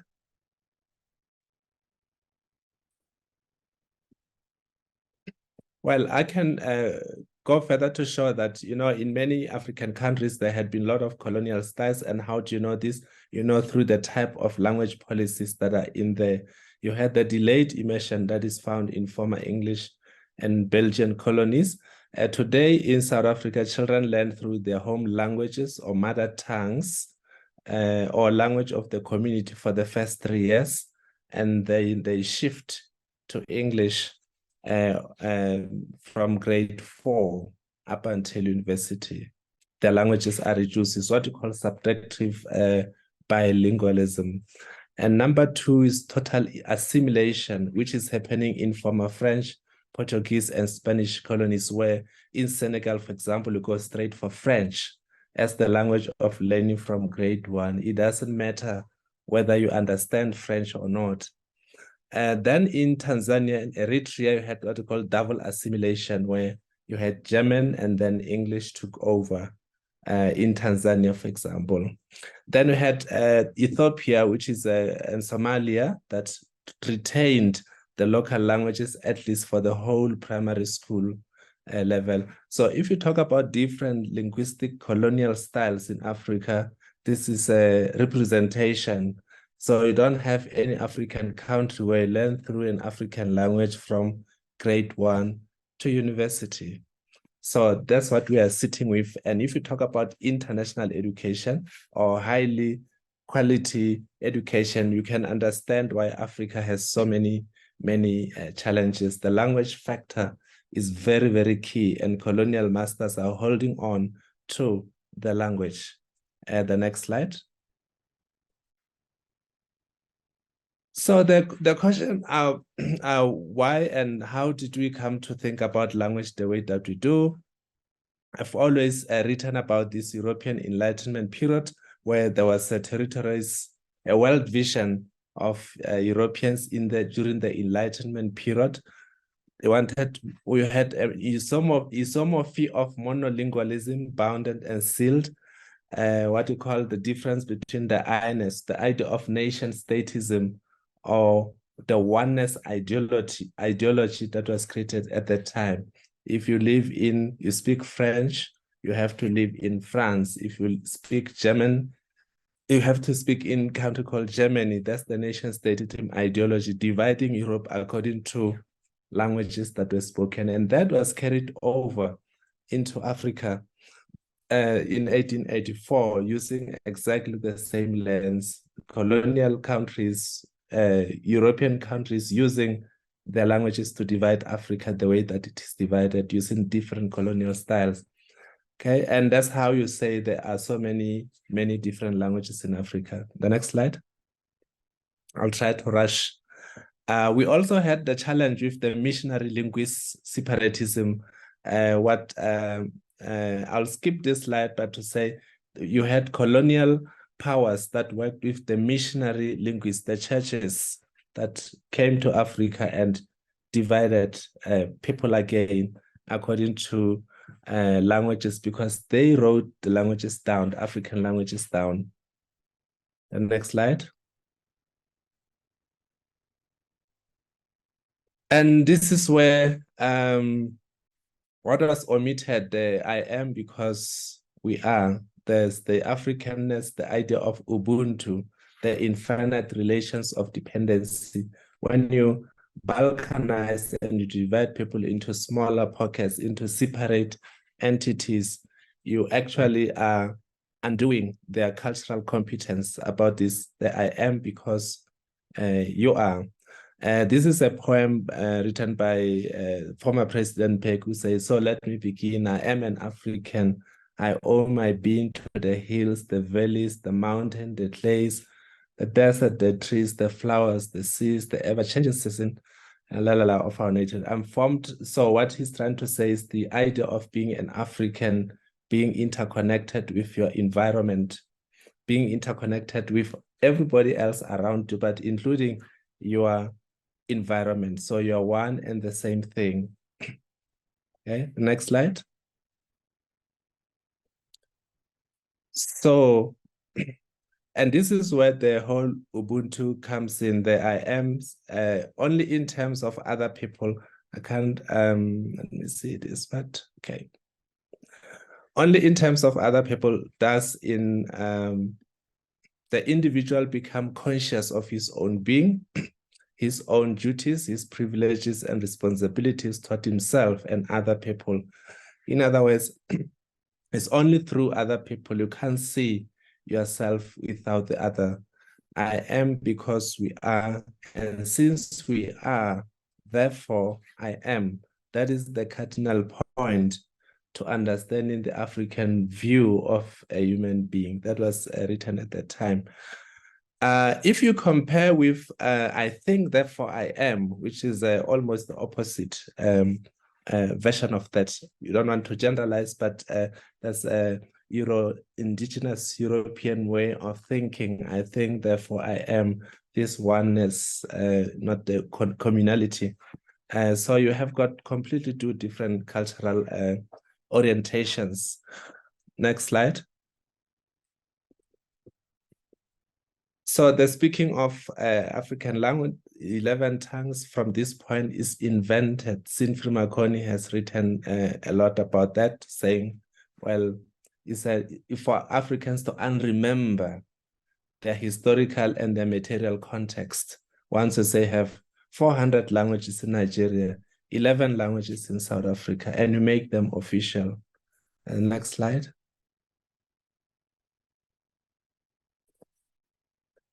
And we had this language was, I'm not going to go into that, just to show you the history of the Dutch, the English, then the Afrikaners, or the speakers of Afrikaans.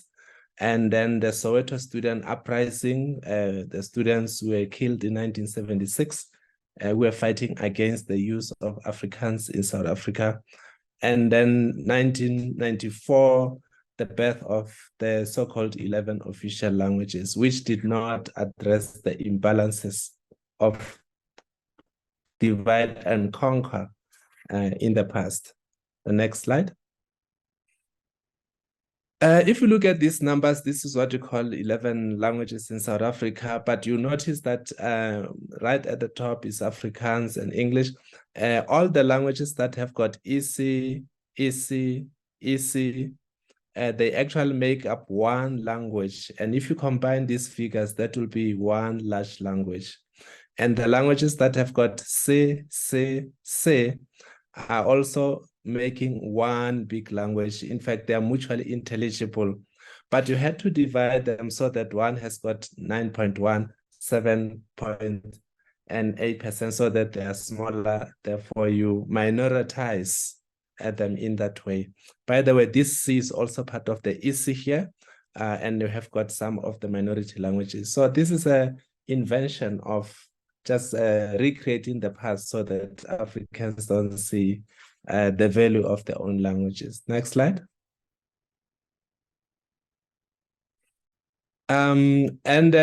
Research was done by Kwesi Pra and the group that, in fact, the story that we have so many African languages in Africa is a myth. What you have 12 key languages, only 12 major languages. The rest are varieties of other languages. In other words, they are mutually intelligible across. Over 80% of Africans speak and no more than 12 languages as mother tongue, first language, or as second language level. The next slide. This is just an example. You can see in 3 different languages that exactly the same words. You don't even need to check. Look at this. This is 3 languages. They are not even dialects. They're just one language, basically. Synonyms. You can have a number of the next one. We also conducted reading comprehension experiments, and we know that there's high level of mutual intercomprehensibility. That is the point that is made in the previous slide. Next one. This is an example of how university students converse or talk across the boundaries. In other words, if you check here, asiblome e cafeteria after the lecture, ngifuna nje ukugwala. Okay, this is the English version. So the students in the same sentence have blended a number of what you call languages that include English. This is commonly how university students communicate using more than one language at the same time.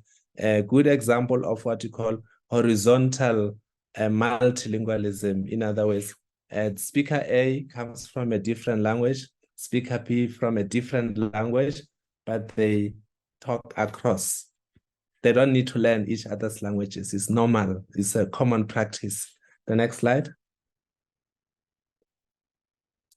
I like what Tatiana and Ophelia are saying here about the named language and unnamed repertoires.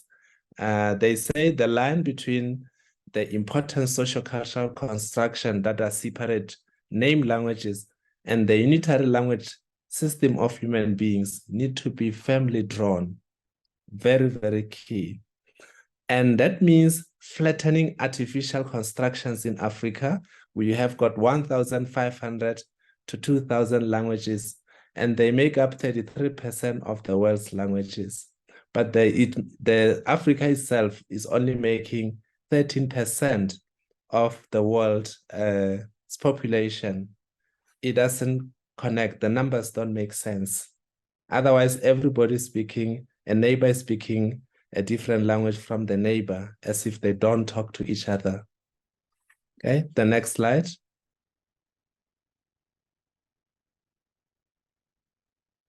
And it's because of this that we need to move from fixity to fluidity. epistemological shift, what people do with language, not what the languages look like. Very key. The next slide.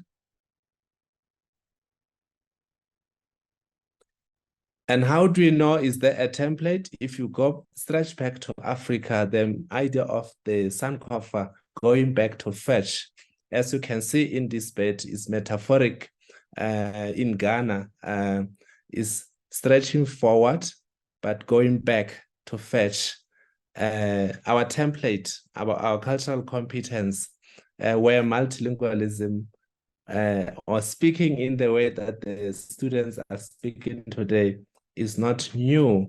And here is an argument to be made that translanguaging in Africa, sub-Saharan Africa, is not a new practice. It had been there, is an ancient African cultural competence. If we stretch back to fetch. The next slide.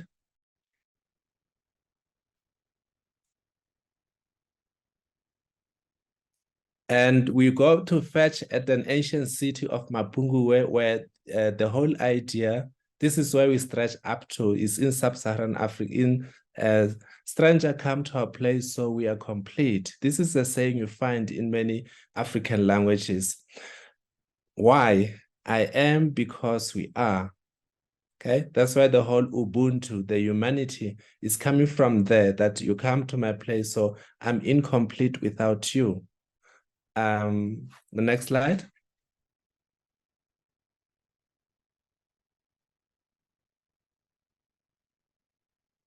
And because of that, that's how then we theorize from that cultural competence, what we call Ubuntu, the confluence and infinite relations of dependency. Here is a model that I develop about this continuous continuation. And I plug this at the river, at the border of South Africa, Zimbabwe, and Botswana, 3 countries. There's a big river there called River Limpopo, and it matches with another river called Sashe.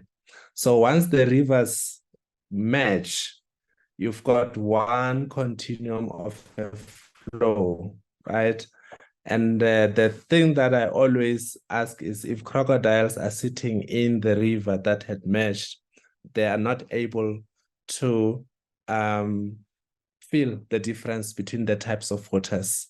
And this is a metaphorical representing the mind of a multilingual person, where they don't feel the difference that I'm using more than one language. They're simply in conversation.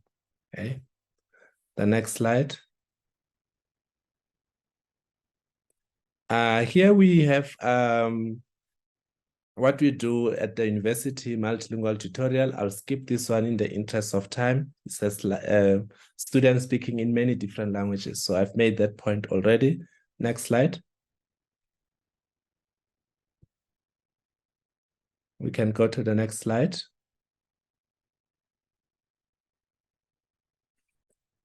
Just to make the points, then we think about education, and this is Baker's quotation coming from him, that translanguaging as a cultural competence assures deeper learning. It's not simply copying.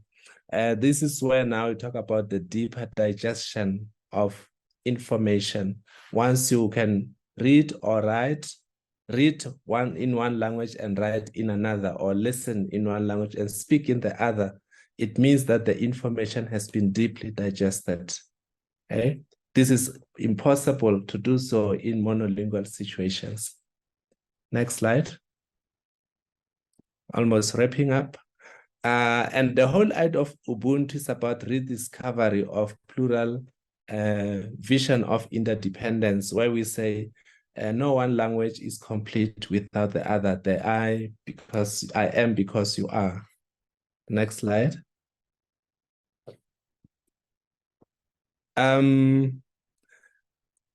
Garcia Ophelia mentioned this many years, talking about the integrated plural vision. Okay, so that's what is needed today for Africa and for the rest of the world. Simultaneous naming and unnaming. This is where translanguaging becomes critical if you think about translanguaging policies, they mean we are going to name, but not name at the same time, socially named languages, but at the same time, we go beyond what has been named, which is the paradox of translanguaging. Next slide.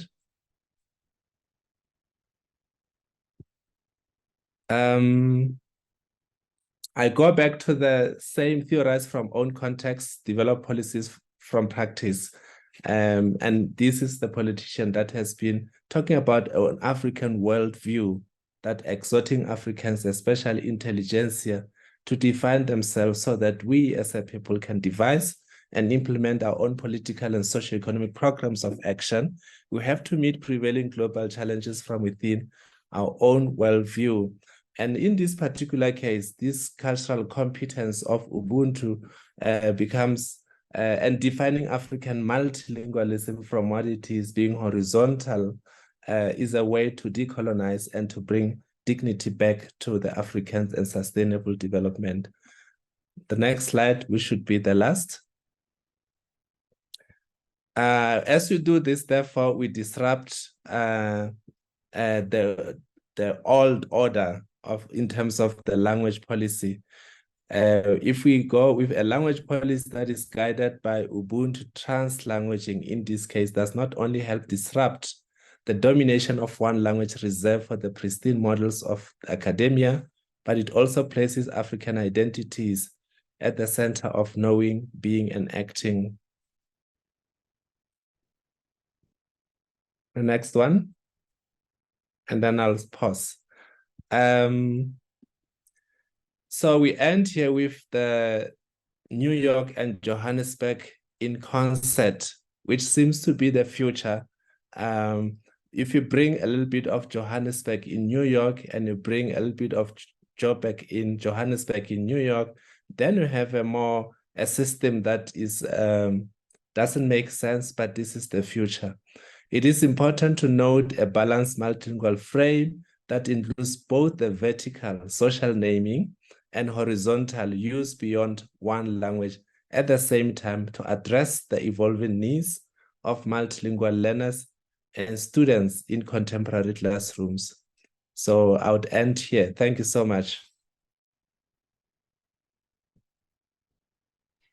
Thank you. Thank you so much. Sim, agora gostaríamos de convidar agora os presentes aqui para fazerem perguntas. Fiquem à vontade para usar a língua aqui que, né, a gente vai poder ajudar aqui, eu espero, né, desde que seja, a gente fala aqui para usar a língua que quiser, né, Walkyria, mas a gente fica até com receio, mas assim, a gente tenta. Sim. Beatriz, por favor, agradeça em nome da comissão organizadora a fala de todos, muito encantada com a fala de todos. Eu teria várias perguntas, mas eu vou deixar para os participantes, tá? Mas só transmita a eles a nossa gratidão. On behalf here of the organizers, here would like to thank you again for your speech, for your lectures. They have been so informing, so enriching, so much food for thought here for us. And now we'd like to see if the audience here has questions. Beatriz, se você tem alguma questão para ir fazendo, já até que o pessoal vai entrando. No, I'd like to say thank you to Leketi Makalela and Jonathan Rosa. I think I found a lot of synchrony in our talks, right? So thank you very much. Yeah. Yes, I agree. I totally agree with Walkyria. I think that we had some insight from what we could do as researchers who are involved in linguistic education, critical linguistic education, not only in Brazil but in other countries, so as to try to transform the realities where we live in. So I think that the lectures were very synchronized. Yes. So any questions? Does anybody have a question here? It's the first panel about international education in the Global South in our group. It's a honor, a conquest for us. We are very, very, very, very happy for this. I'm crying, but it is happiness because it was a dream and now it's a reality. So thank you very much. Professor Kleber, eu gostaria que o senhor se pronunciasse, porque o senhor que teve essa ideia do painel. Eu só fiz a concretização dele. First, thank you, Jonathan, Walkyria, and Leketi Makalela for your brilliant presentation. Really appreciate it. Well, your articles and books inspired us in Brazil. You read in our group. I'd like to listen you about how to implement this idea in the public schools, because you know that you have some discussion, epistemological, ontological discussion, but what the idea to implement this in our school in the Global South? Can you suggest something to us, please? Can you? To discuss about race, sectionality, gender, and so on. Okay, let me just say quickly something. You know, now you asked me to go back to the tree that I presented, right? So you want me to tell you how to deal with the top of the tree, right? And I think that in our basic education, to implement ideas, we have to go to the roots, okay? In order to review or probably to reflourish the tree. You see, metaphorically, this is what I mean. So what I really think that we need in basic education is another kind of teacher education development.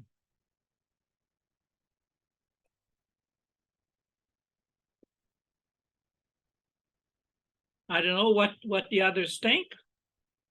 I mean, yeah, I completely agree. I mean, I think so much of what many of us have been working on across context in the US is really trying to figure out recruitment programs so that teachers from communities are serving, you know, the teachers who are building on community knowledge are from the communities that they're serving, rather than replicating this kind of deeply colonial organization of schooling where the goal is to kind of pour knowledge on top of the kids. And so, yeah, whether you articulate that in terms of Freire or in terms of other decolonial theorists, I think, you know, in line with the other presenters, so much of this is really kind of pushing back against the ways that community knowledges, community definitions of their language practices, of their skills, of their life ways, you know, what's it look like to organize curriculum and pedagogy around sustaining those practices rather than simply just subscribing to what's presented as the standardized curriculum.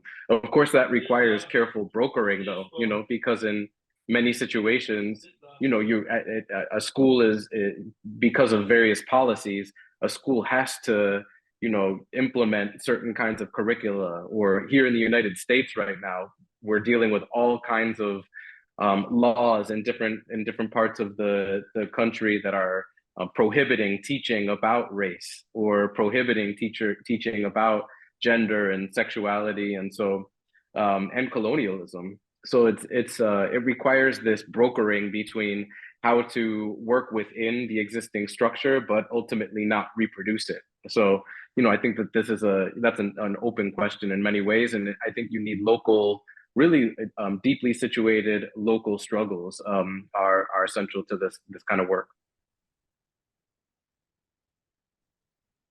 Yeah, I agree, and I think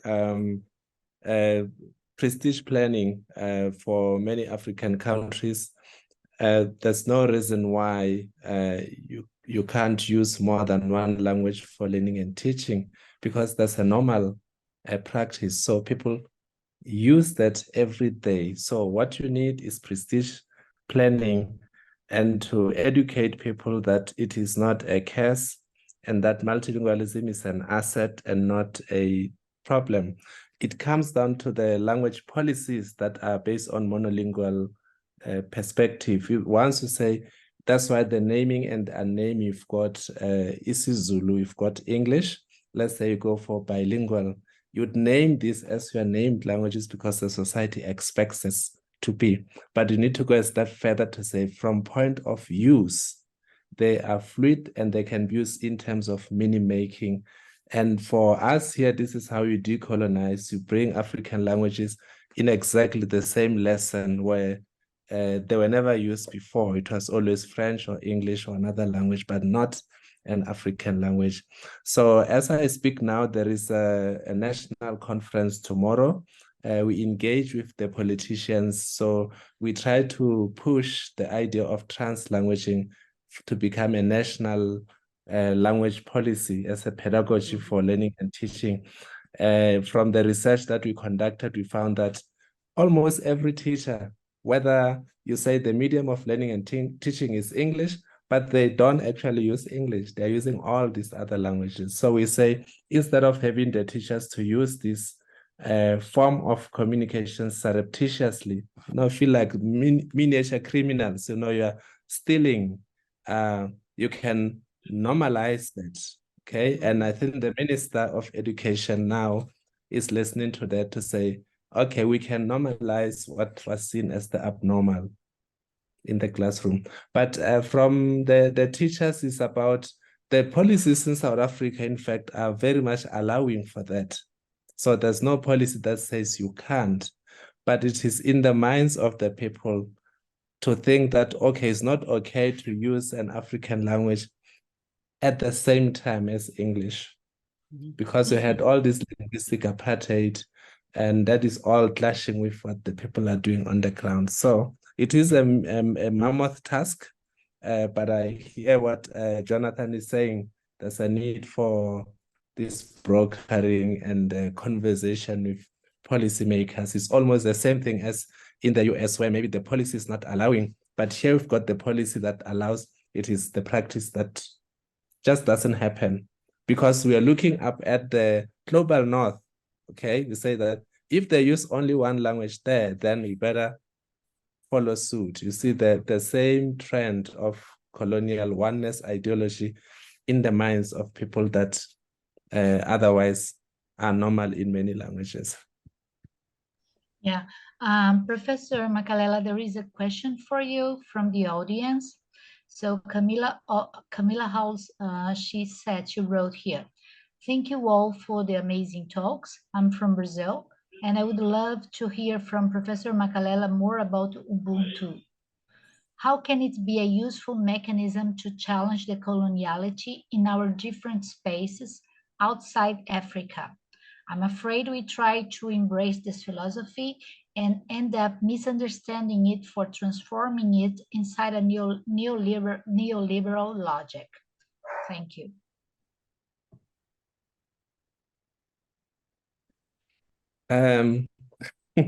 Okay. Yeah, okay, so I see.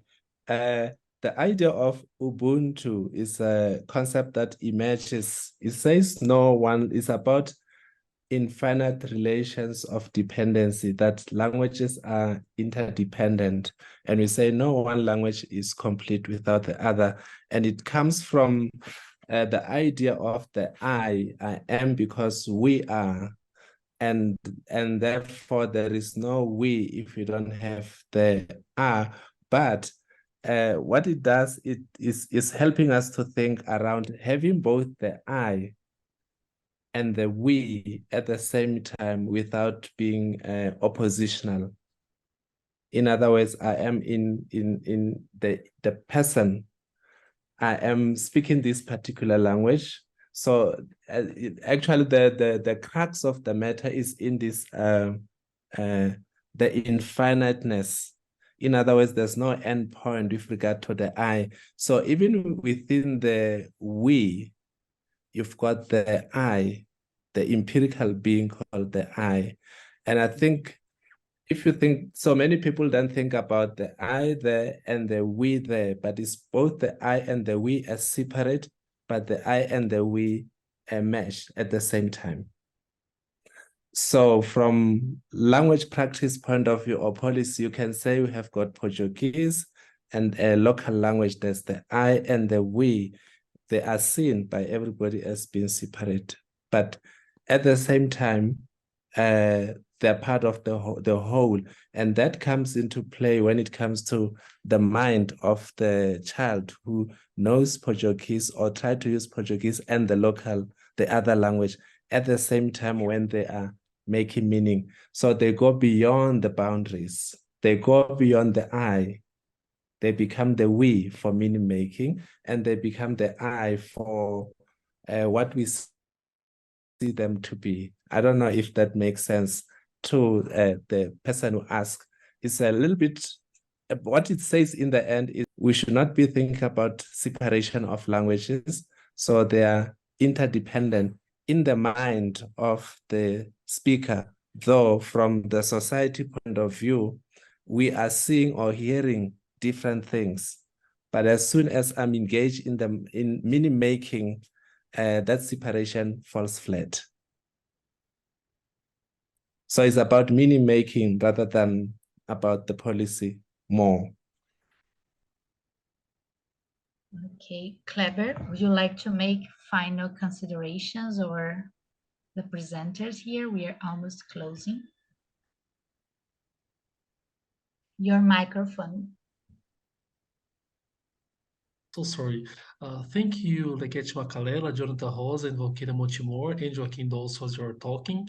I'm sure that you encourage us, to have a motivation to continue to transform our life, to transform the education in our country. And I believe that in short time you have the opportunity to face to face, to interact and to continue to develop projects together. Well, I'd like to listen just a little bit more Walkyria Monte Mor, Jonathan Rosa, Leketi, and after Beatriz want to close this panel. Thank you for your brilliant presentation. I really appreciate it. Okay, I thank you very much, and all of you, for the opportunity to discuss issues that are very similar in our places, right, in our localities. I think that we should go on exchanging ideas, and not only exchanging ideas, but finding ways to transform our own worlds, our forms of living, and promoting education, right? Well, thank you very much. I really appreciated your talks.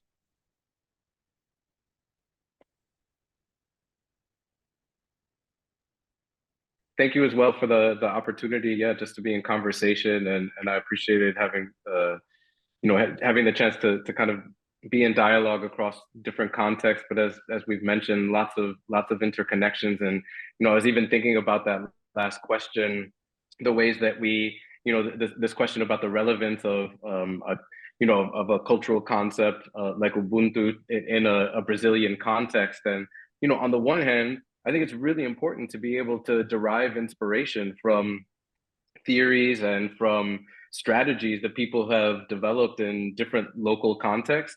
Well, but I also appreciate the framing of the question, that you want to be careful about not just sort of taking it from one context and positioning it as the fix, or as the catch-all in another context, like, oh, here's the medicine that we can then sell to everybody all around the world, or something like that. And I think what we find in different communities is that populations that have been positioned, marginalized populations, have out of necessity had to develop strategies for surviving colonialism and various power structures. And we can learn from one another's strategies across contexts, but also connect them to our local ways of knowing. And I find that across various spaces, that we can do both of those things. We can draw inspiration, and I think that kind of solidarity work and that relational work is really important across different contexts, while also remembering that we have these knowledges locally as well, and not to discount that.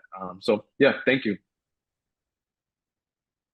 It's my pleasure, and I'm honored truly to be part of this. It's about the synergies that we build and the inspiration that we share. and then we have got a common challenge, and we're learning from each other. I appreciate and thank you for inviting me. My pleasure.